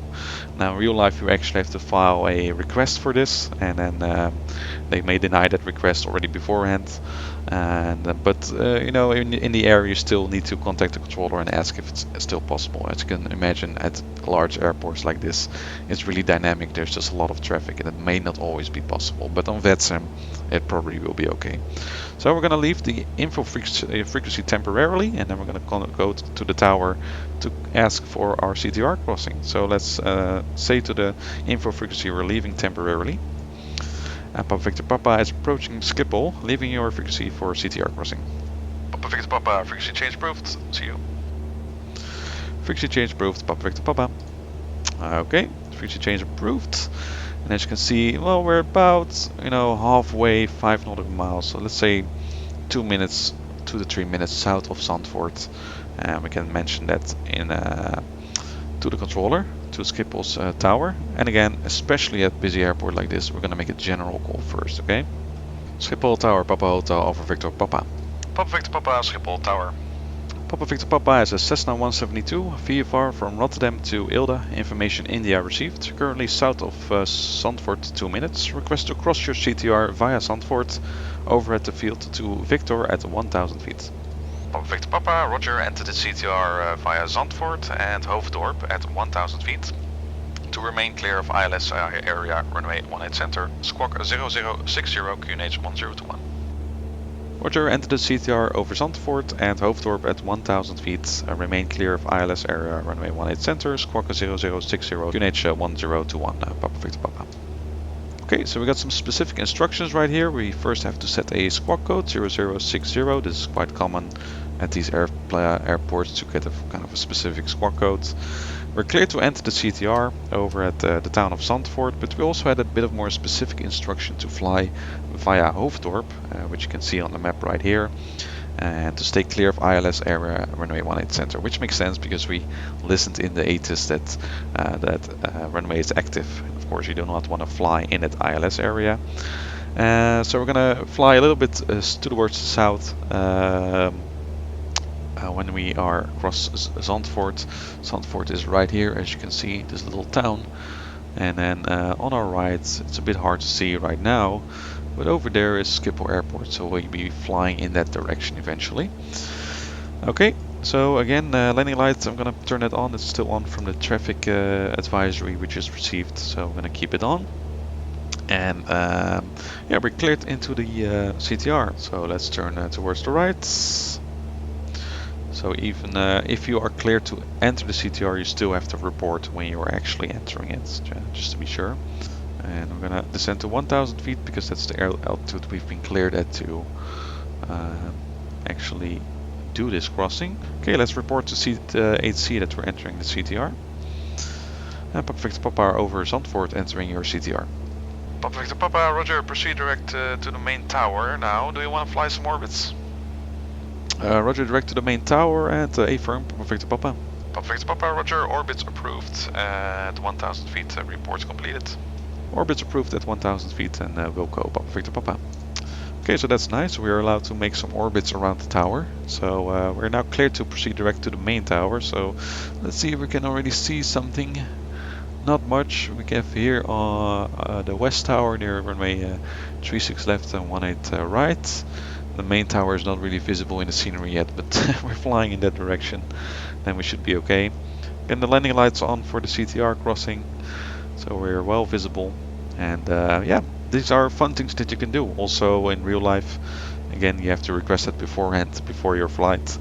But on VATSIM, this is also quite some fun thing to do. And as you can see, you know, you can kind of, it's quite a liberal way of asking things. You know, it's not written in stone, these kind of requests. You can cross CTRs from certain wind directions, you know, from east to west or north to south. You can request to cross from a certain town to over at the field to another waypoint. So there's quite a lot of possibilities to customize requests like these, okay? But of course you always need a clearance. Now, one thing I do want to mention, of course you also have to take into account with your flight planning, what if I cannot fly to the CTR, right? You have to you know, consider, okay, I might have to deviate along the route. If it would have happened in our case, I probably would have flown around the north, and then maybe fuel-wise I might have skipped my stop in Teuge airport and went to Groningen airport instead. So these are kind of things you have to think about, right? So make sure you give that due consideration. In the meantime, we are approaching the tower right here. As you can see, it's come into view, so that's nice. So there we go. Now during COVID times, this was quite a common thing to do, actually, to cross the Schiphol CTR, because it was not busy at all and they could easily accept such requests. Nowadays it's probably a bit more difficult to do that in real life, but let's make 2 orbits and then we'll report orbits completed, and then we can head back on our routes basically. So there we go. So nice view of Amsterdam Schiphol Airport. As you can see, if you're flying on VATSIM, this would of course be a lot of fun, because there would actually be traffic moving and stuff, and this is just some static traffic from FSLTL. So, but still, it gives you a nice impression of the airport. Now we'll make 1 more orbit. In the meantime, we can already look a little bit ahead. We're gonna go to Victor in a moment, and if we look at the charts, basically if you cross runway 0422 right in the middle and then just fly straight ahead, you'll end up at Victor, somewhere over there near the water. So we'll keep that in mind for when we continue our route. For now, let's make this 1 last orbit, and then we'll report completed to tower. Alrighty. Papa Victor Papa, orbits completed. Papa Victor Papa, roger, proceed direct to Victor at 1000 feet.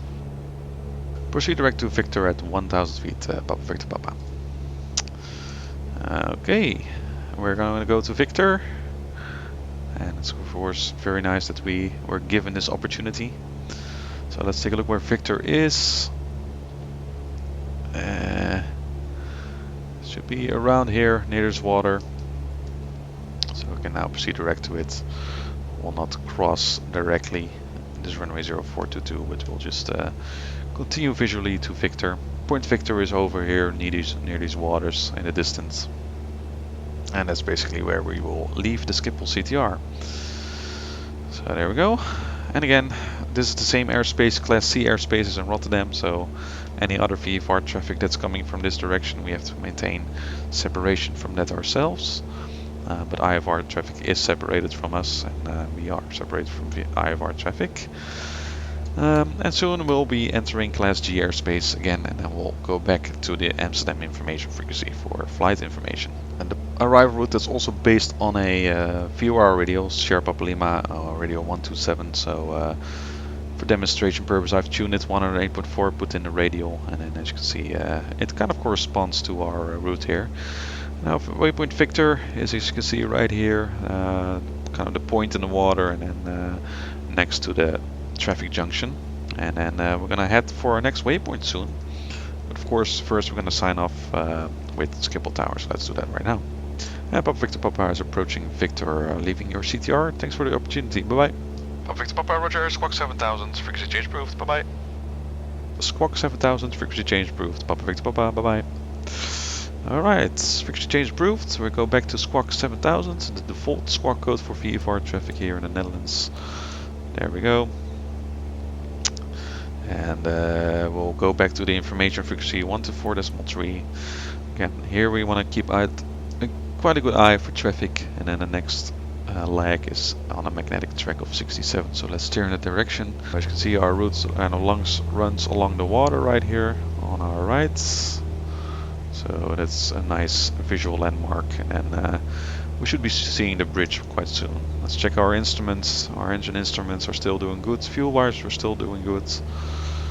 Let's take a look at the compass as well. We are heading 065, and that let's give it a little bit of a correction right here on our heading indicator. And then we're going to contact the information frequency again for flight information, or if you're in the US, it's probably called flight following. 124.3. We don't have to do the whole thing with signing up again, and like who we are, where we are, what we're doing. We've just been in touch with this controller, so it should be fine. They should be still recognizing us. Amsterdam information, hello again, Papa Hotel Alpha Victor Papa, Northeast of Victor. Papa Victor Papa, Amsterdam information, hello, flight information service, regional QNH 1021.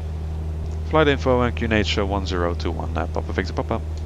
Okay, we're back with the information controller again, so whenever there's any traffic or whatever, we'll get that information again, and QNH is still 1021, so we'll now happily continue with our route, and we then gonna prepare ourselves for our little touch and go at Teuge Airport very soon. One thing I didn't mention yet, again, depending on your aircraft type, of course, you also want to be switching the fuel tanks every now and then. The Cessna has an option for using both fuel tanks, so it doesn't matter for this aircraft, but for a lot of general aviation aircraft, you actually have to switch the fuel tank, like whatever your aircraft handbook says, like every 30 minutes or whatever. And then of course at every checkpoint, like we're arriving right now, we can actually check the fuel status, make sure they're not too much imbalanced. Alright, we're going to the next waypoint, flying along the water right here. Oh, it's getting quite sunny right here. Why do I need sunglasses or a little bit? Now of course I'm crazy for wearing these behind the computer, but in real life you definitely need sunglasses during these kind of flights. It can be really sunny, especially in combination with hazy conditions. It's very hard to fly without sunglasses, so make sure you have them on board with you. And when it's hot, when it's middle of summer, you're gonna have a lot of sweat behind those sunglasses, because you're really gonna be very busy with flying and navigating and stuff, especially in these turbulent conditions we're experiencing here. Now, like I said, we're kind of leaving the Schiphol TMA1 right now. We're gonna cut a little bit of the corner of Schiphol TMA4, and then we're arriving at Schiphol TMA5, which there starts at flight level 55. So technically soon we will be able to fly a little bit higher, but for now I'm gonna stay at this lower altitude because I just want to demonstrate what it's like to kind of navigate at low altitude versus high altitude, especially in an area where there are not a lot of navigational landmarks that we can use, as we'll experience on our next leg. Alright, we are approaching the next waypoint. As you can see, we have here the town of Nijkerk, and here's a larger city, Amersfoort. And right in between here we have the traffic junction that we use as a waypoint. So now, as you can see on the Navigraph chart, we're kind of entering an area or a leg where we're not really having any or a lot of navigational landmarks. So during these kind of legs, you really want to make sure that you're either using, heading and time and keep track with your navigation log, or actually use a more modern solution like we're using here, where you're using an iPad with a application, or Navigraph VFR in this case, to actually make sure and verify where you're going. Okay, we'll see in a moment. We enter a lot of woodland, and then there's just not as much to see right there. Okay, of course you can still look in the distance, kind of verify your position, like here the water and in relation to that position. But up ahead, as you can see, there's just not much. There's like little towns. There's not really any clearly defined water. And we're flying quite low. Of course, you could even fly lower. Let's actually do that. Where we have you only need a 500 foot clearance. So let's descend to a little bit. Not exactly sure what objects are around. So let's descend a little bit further, and then you can kind of see the difference, what it's like when you're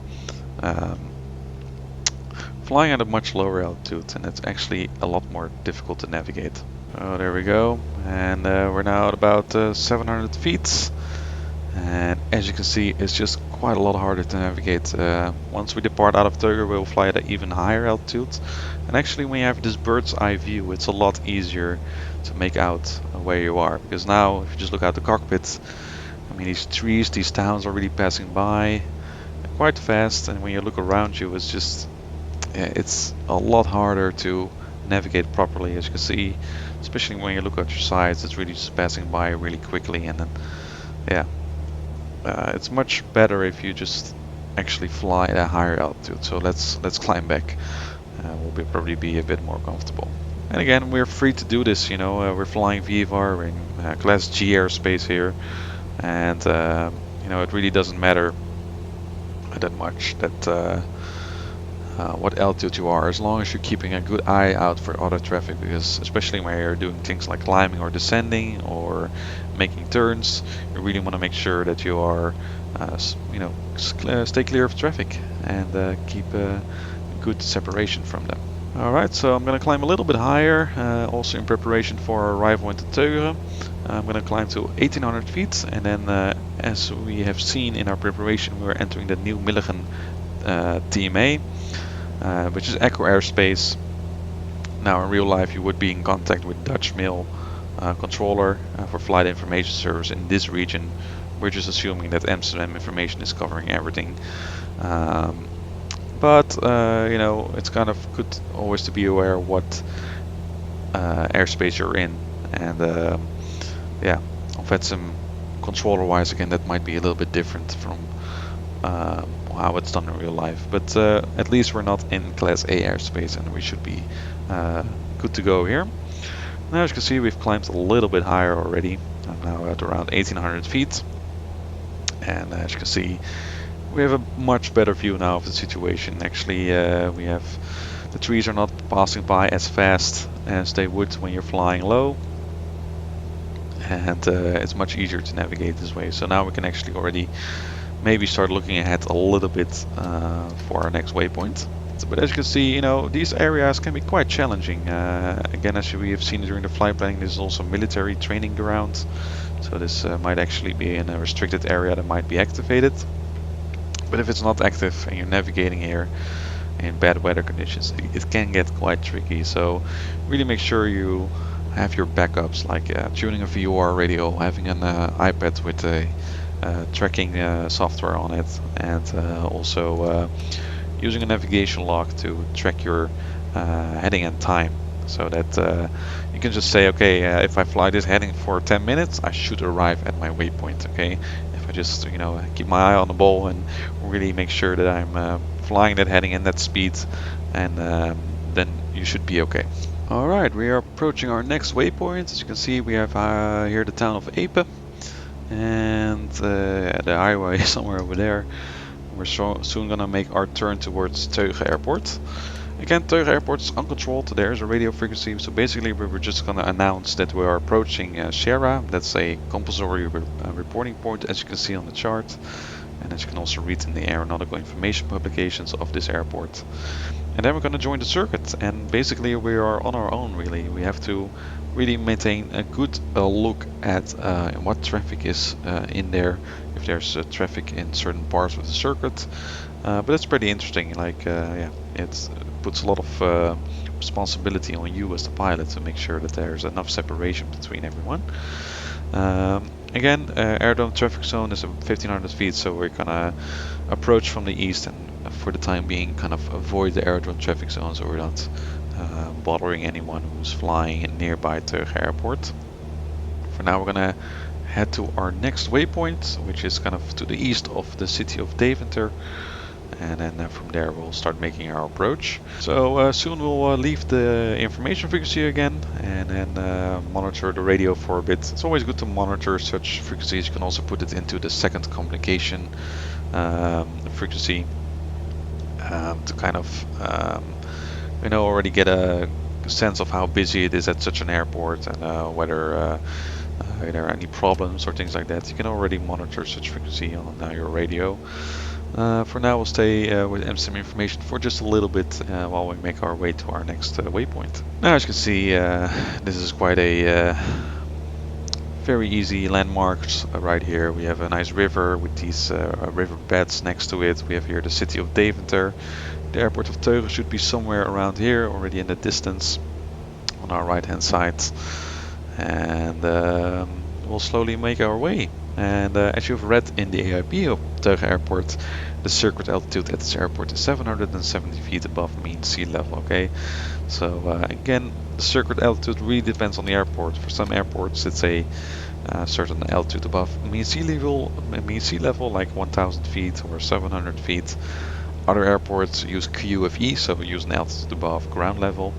So yeah, those are those local variations I talked about. You really have to adapt to those local variations to kind of get a sense of what it is in your region, okay? But at least in this video we're coming across a lot of different things already within one country, so you can kind of see what I'm talking about. So the way it works with an uncontrolled aerodrome like this, again, such radio frequency might actually be active on on a VATSIM VFR event. The Dutch VAC, I think, organizes such VFR events at least once a year. If not, it works like any other Unicom frequency on VATSIM. You basically just announce what you're doing.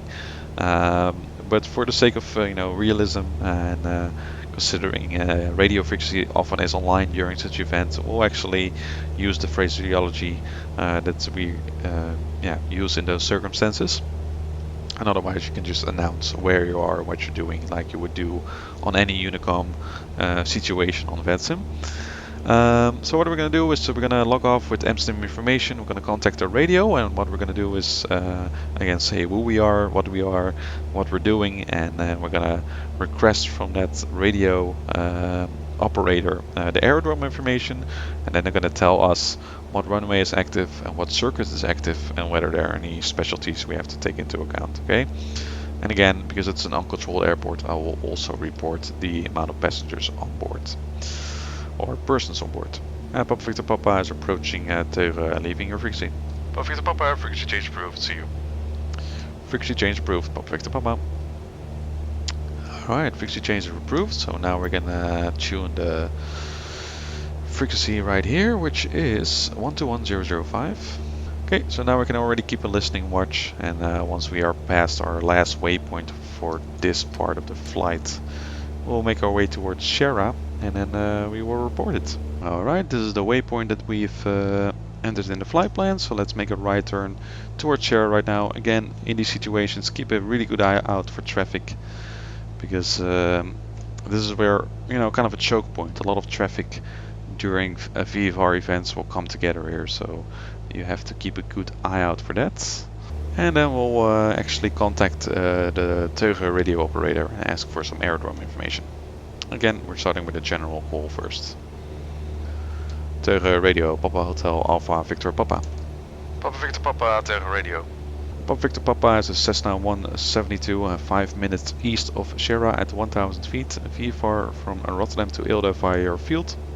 1 POB requests aerodrome information. Papa Victor Papa, runway in use 26, left-hand circuits. Runway 26, left-hand circuits, Papa Victor Papa. Okay, that's good to know. Runway 26, which makes sense with these winds. Left-hand circuit, so yeah, basically we're entering the circuit the way you can see it on the chart. Once we join the downwind, we're gonna make a right turn. Of course, we have to be at 770 feet before Shera already, and then we're gonna join the circuit from there. Now you have to study those circuits, carefully, before you visit such airports, so you can kind of see, okay, what landmarks do I have to look for? Like waypoint Shara is just before a highway junction, and the circuit, well, we can actually see there are some circuit markers that we can follow, but also there's like a big church. I'm not sure if it's actually in the simulator in Microsoft Flight Sim, but there's quite a big church there, which we can use as a visual reference for downwind. And then once we turn left, as you can see, the final is quite short at this airport, so we have to take that into account once we turn to base and to final. So yeah, just make sure that we're configured properly.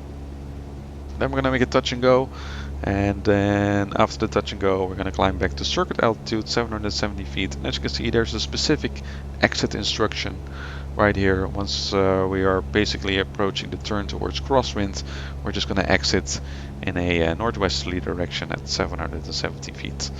So yeah, that's basically it. And as you can see on this chart as well, there are quite some areas which are dotted around with some red dots, and that's just to indicate that those are areas to be avoided because of noise abatement. So if you want to prevent any calls from happening to your company or flight school, definitely make sure you avoid those areas. Alright, so now let's take a look outside. As you can see, we have here the small waters, which corresponds to this area on the chart. A little bit further should be waypoint Shara, so we're slowly going to descend to 770 feet. And of course, you really have to keep a good eye out for traffic right here. This is really the choke point. Also below you, there might be traffic, so make sure you take that into account. But if you can also deduce from the radio calls that there's no other traffic inbound, then it should be okay. However, keep in mind, people are not, at these kind of airports, uncontrolled, they're not obliged to make radio contact. So there might also be people flying who are not in radio contact at all. So that's always a bit of a tricky part. I'm also going to lower some flaps already, just to kind of be able to fly slow. You don't want to rush these kind of relatively tight circuits. Let's take a look where we are. We'll fly about 80 knots, 770 feet. As you can see here, we have the traffic junction right here, and then here we have an industrial area, and this is kind of a good landmark of Shara. And if you look very carefully on this chart, Shara kind of runs along, or the route towards Shara, towards the circuit, runs along a little stream of water. So we're basically going to be following that on our way to the circuit. Now, of course, you want to make sure you listen now. Is there any traffic on downwind? At this point you can still leave. From Shara, or if you have passed Shara again, you can just leave in another direction, as long as you stay away from the circuit area. Okay, so keep that into account, or take that into account. Now here is Shara. It's quite hard to see. It's basically right here under the nose, and then here is this little stream of water that we're going to follow. All right, so let's do that. 770 feet. And let's report that we are over at Shara. And Papa Victor Papa over at Shara. Papa Victor Papa, roger. And that's all you're going to hear from a controller or radio operator like this. They're just going to say roger, and then you have let them know and let other traffic know that you are now over at Shara. Okay. Now next we're going to join the downwinds, and again, yeah, it's a bit, in real life it's a little bit easier, but we can see some circuit markers here in the scenery actually, so we're going to use those. And see, we can see the church that's on the, I think it's supposed to be this one. In real life it's a bit easier to see, but yeah, just take it easy again, don't fly too fast into these circuits. So the downwind is clear. So we're gonna join the downwind and also report that. And Papa Victor Papa joining left hand downwind runway 26 for touch and go. Papa Victor Papa, roger. Now when you make the downwind call, whether it's at controlled airports or uncontrolled airports, you also want to make sure that you report your intentions. Okay, so we have done that just now. Now other traffic know that we're gonna make a touch and go and not a full stop, which makes the planning for them also a bit easier. Alright, so I'm a little bit too far inwards, so I'm gonna move a little bit to the right here. and then we already start our turn towards base, basically before this little town right here. Let's not cross that too much, and then we'll slowly start our descents. And as you can see on the left is the airport. Base is something you don't have to report, but final we will, so also make sure you check out final if there's any other traffic in there. Let's take a look. Okay, we're doing well. And then slowly we'll start turning towards final. Full flaps, do your landing checks.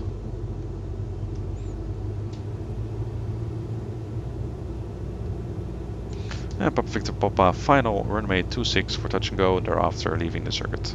Papa Victor Papa, roger. Okay. So a bit higher right now, all correct.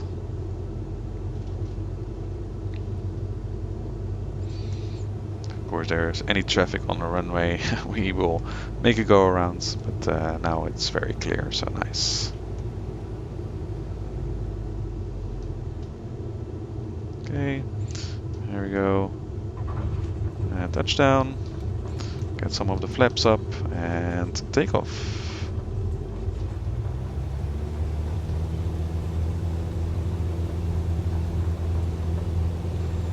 Rotates. Okay, we're airborne again. Nice. I'm gonna keep the runway track and we're gonna climb back to circuit altitude. You don't have to report that you're airborne or anything. We're just gonna climb straight ahead, and then once we leave the circuit, we will let the radio operator and the other traffic know. Okay, 300 feet. Put the flaps up. Now what we're looking for right here, well, as you can see, it's a bit of a highway. Basically before that highway, shortly before we're gonna turn towards the northwest. Do make sure you actually level off at the circuit altitude first, don't actually just climb away. We're gonna level off at the circuit altitude first before we actually leave the circuit area. Okay, so 700 feet, there we go. The highway is now below our nose. So I'm gonna leave towards the northwest. There we go. We're gonna cross the highway. And we are basically flying, as you can see, according to the chart, next to this junction right here on our right hand side. And then we're gonna report that we've left the circuit. Papa Victor Papa leaving the circuit and your frequency. See you next time. Bye bye. Papa Victor Papa, roger. Till next time. Bye bye. Okay, and now we're free to go again, so I'm going to continue the climb. We've left the circuit area, and I'm going to now climb to a little bit of a higher altitude. Again, as discussed during the planning, I'm going to fly at 3,500 feet at the transition altitude for VFR traffic in the Netherlands. Again, this might be different altitude in your country. And we're going to pick up our flight plan and our navigation log again. And we're going to follow the highway basically onto the first waypoint, which is actually the same waypoint we used before next to the town of Eelde. So you can do your after takeoff checks and things like that, and then Amsterdam information we're going to contact again in this case. Of course, in real life it would be Dutch mail, but we're going to keep it at Amsterdam information, so let's switch that frequency again. And like after we did to Schiphol, we don't have to repeat the whole thing again. We've just been in touch with this controller recently, so they should still know us. Amsterdam information, hello again, Papa Hotel Alpha Victor Papa is just airborne Teuge. Papa Victor Papa, Amsterdam information, hello again, flight information service regional QNH 1021. QNH 1021, Papa Victor Papa. Okay, nice. So we continue our way. Yeah, we've actually had the most intense parts now are over. Our departure, our CTR crossing, and our visit to a uncontrolled airport. Now we're just going to relax a little bit, climb to a little bit higher altitude, and then we're going to make our way to Eelde Airport, our final destination. I'm going to make a full stop landing there. Now, as you can see, we're now quite at the same level as the clouds themselves. So luckily the clouds are only fuel, so there's not much to worry there. But you don't want to fly into them, right? We're now officially in Class Echo airspace. We either have to have 1500 meter horizontal separation from the cloud or 1000 feet vertical separation from the clouds. But of course, vertical separation, if we decide to fly at this altitude, is not really possible. So we might have to adjust our route a little bit here and there, you know, to fly around the clouds. Of course, 1500 meters is a bit arbitrary at this altitude. It's hard to judge, but you know, if we have a cloud like this, you cannot really see through it, right? So it's better to have a little bit of distance from that cloud, just to be sure, because you never know if there's traffic behind it or near it. So keep that in mind. As you can see, we're passing the cloud nicely. It's a bit thin, so if you can look through it, it's not that much of a problem. But there might be other clouds, of course, which are more thick. Alright, as you can see, we're slowly approaching our last leg here towards the town of Bijlen. On our right hand side we have the airport of Hogeveen, which is going to be our alternate in case we cannot land at Groningen Airport Eelde. Now, as always, let's listen to the ATIS a little bit so we can get to know what is going on at the airport. So for that, I've tuned the frequency here 123.555. This is Eelde. Information Delta. Main landing runway 23, transition level 40, 250 degrees 8 knots. Variable between 210 and 280 degrees. Visibility 10 kilometers. View 2,400 feet. Temperature 20. Dew point 8 QNH 1019 hectopascal. No significant change. End of information. Delta. Okay, so we have information Delta at Groningen Airport Eelde. QNH is 1019. I'm already descending very slowly a little bit. So the pressure has changed a little bit here. It's also a little bit colder. And a few clouds at 2,300 feet, and the runway uses runway 23. So based on that, we can do a little bit of a briefing like you would do in an IVR flight for any arrival. Again, this is an airport with a specific arrival route. Another airport might have a certain circuit or a certain direction from which you have to approach. But this one has an arrival route. We're going to fly the Romeo arrival, or at least that's the one we're going to request, because that's the direction that we're coming from. At 1500 feet, as you can see, Romeo is also a compulsory reporting point. We're basically approaching at 1500 feet, so we're flying nearby the Eelde TMA, so we don't have to contact the approach controller first. We're just going to contact the tower controller straight away, and then from there we're going to ask for the Romeo arrival, continue to Tango. Tango also compulsory reporting point. As you can see, it also has a little holding pattern, so in case we need to wait for to join the circuit, then we can hold there. And then we'll probably get a clearance to join the circuit. The circuit altitude at Eelde is 1000 feet, as you can read in the aeronautical information publications. And then basically we join the circuit, runway 23, as you can see on the chart right here. A bit more detailed chart of the circuit. For light aircraft, basically means approaching the little town of Eelde and then towards the right, and then past the highway we'll turn left shortly, and then we'll fly on to final. Now again, this is a controlled aerodrome, so we will receive specific instructions on joining the circuit. It might even be that we get a direct left base, for example, to runway 23. Or otherwise we might have to hold, or we might have to extend the downwind. Those are kind of instructions that you can expect with such controlled airport. Okay. For now, we'll continue our way onto the next waypoint of Bijlen. I think I can already see the city over here. It's right here. As you can see, there's a highway that runs along it, and we're basically gonna look for the railroad which goes to along the east of the town. As you can see, approaching on the chart as well. We can follow that basically all the way to Romeo, and then we will arrive there safely. Okay, so that's a bit of an arrival briefing. Once we land, let's take a look. Once we land, we have here the aerodrome charts. We will be vacating via Bravo and probably going to taxi to the Lima apron via Alpha and Golf and Bravo. And then let's take a look. In case of a go around, well, we just follow the circuit, we come back into the circuit, and then we're gonna try again.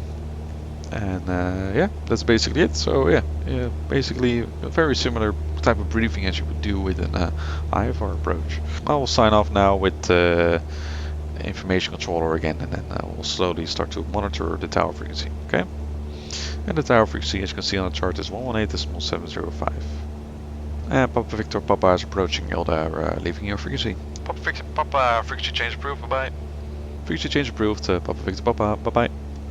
Alright, we have been cleared from the frequency by MSTEM information, so we're now going to go to the tower frequency of Eelde. Listen out for a little bit, we have information delta received for runway 23, that's what we're going to include with our request. So as you can see in this particular case, we have here a railway line, and it basically runs all the way up there to where we need to go. In the distance we have here the city of Assen, and that's also where the Romeo arrival starts. So yeah, it is quite an easy way into Eelde Airport. So now let's get in contact with Eelde Tower. Eelde Tower, Papa Hotel, Alpha Victor Papa. Papa Victor Papa, Eelde Tower. Papa Victor Papa is a Cessna 172 south of Assen at 1,500 feet. Information Delta received, VFR Rotterdam to Eelde for landing. Papa Victor Papa, information Delta correct, QNH 1019er, cleared Romeo arrival, report Tango.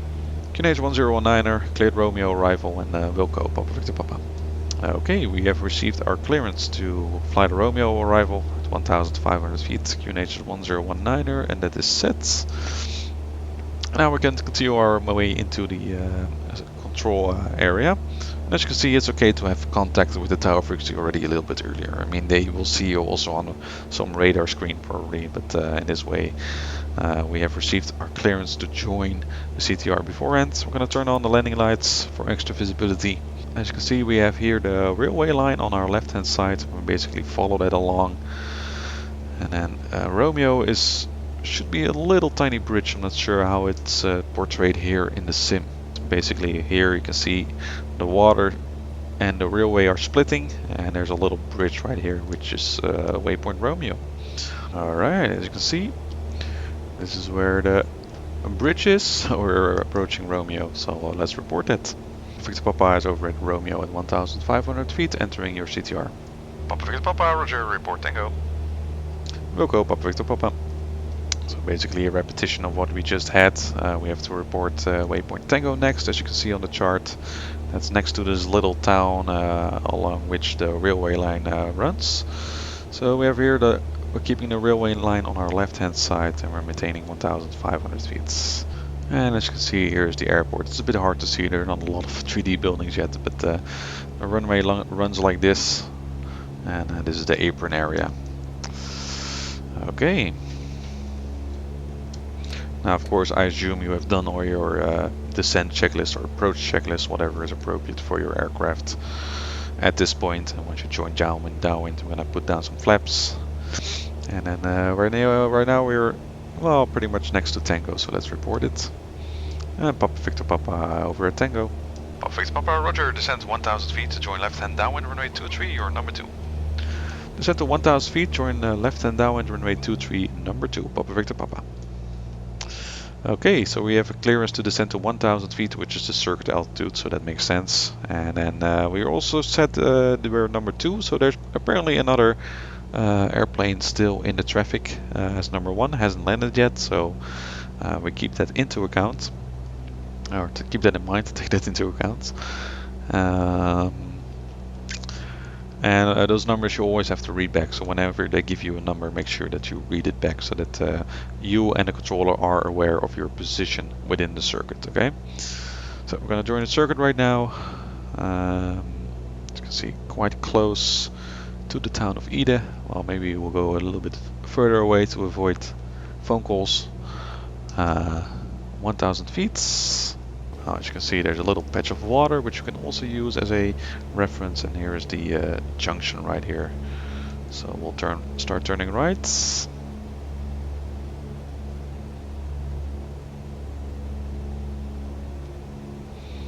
And again, we're joining a downwind, so we're also gonna report that. Put some flaps out. And Papa Victor Papa joining left-hand downwind runway 23. Papa Victor Papa, roger, number 1. Number 1, Papa Victor Papa. Now, just because I'm familiar with this airport, this, piece of sand right here, this little pointy area is a nice kind of aiming point for the circuit. So if you just aim at that, and then you should be fine. We're number 1, so the traffic is probably just landed, but just not really cleared off the runway yet. So let's keep an eye on that. Meantime, we have the flaps approached, the landing lights are on, we've checked our brakes, things like that. And then we'll shortly start turning base. And then we'll shortly report final, but it might also be that the air traffic controller already gives you a clearance a little bit earlier, okay? Okay, we're kind of heading, for the highway right here. And these larger buildings in the city of Groningen. Keep an eye out on the runway, also check the final. As you can see, this is a much wider circuit than the one we had at Teuge, so we have a bit more time to demonstrate things and to make it an easy and nice and smooth approach. And then we'll turn on to final. And Papa Victor Papa, final runway 23. Papa Victor Papa, confirm for the full stop. Affirm, Papa Victor Papa. Papa Victor Papa, wind 270 degrees, 11 knots, runway 23, clear to land. Runway 23, clear to land, Papa Victor Papa.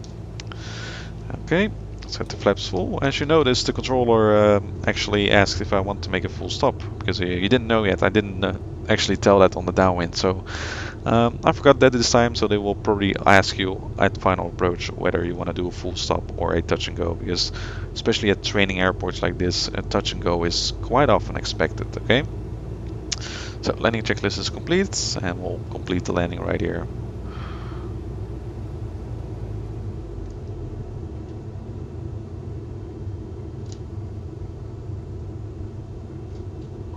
There we go.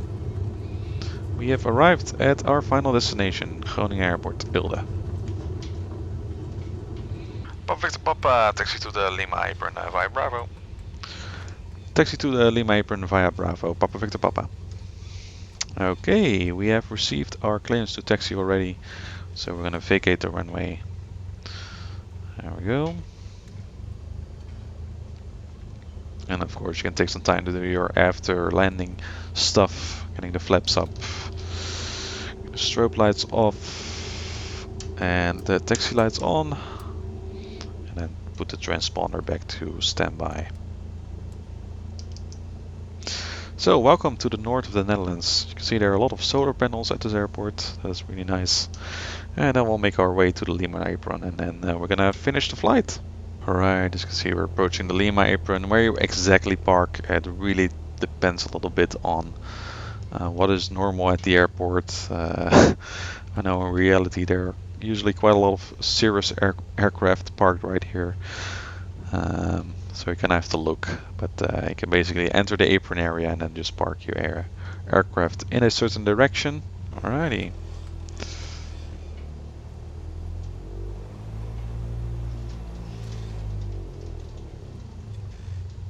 We have parked, the parking brake sets, and we can cut off the mixture.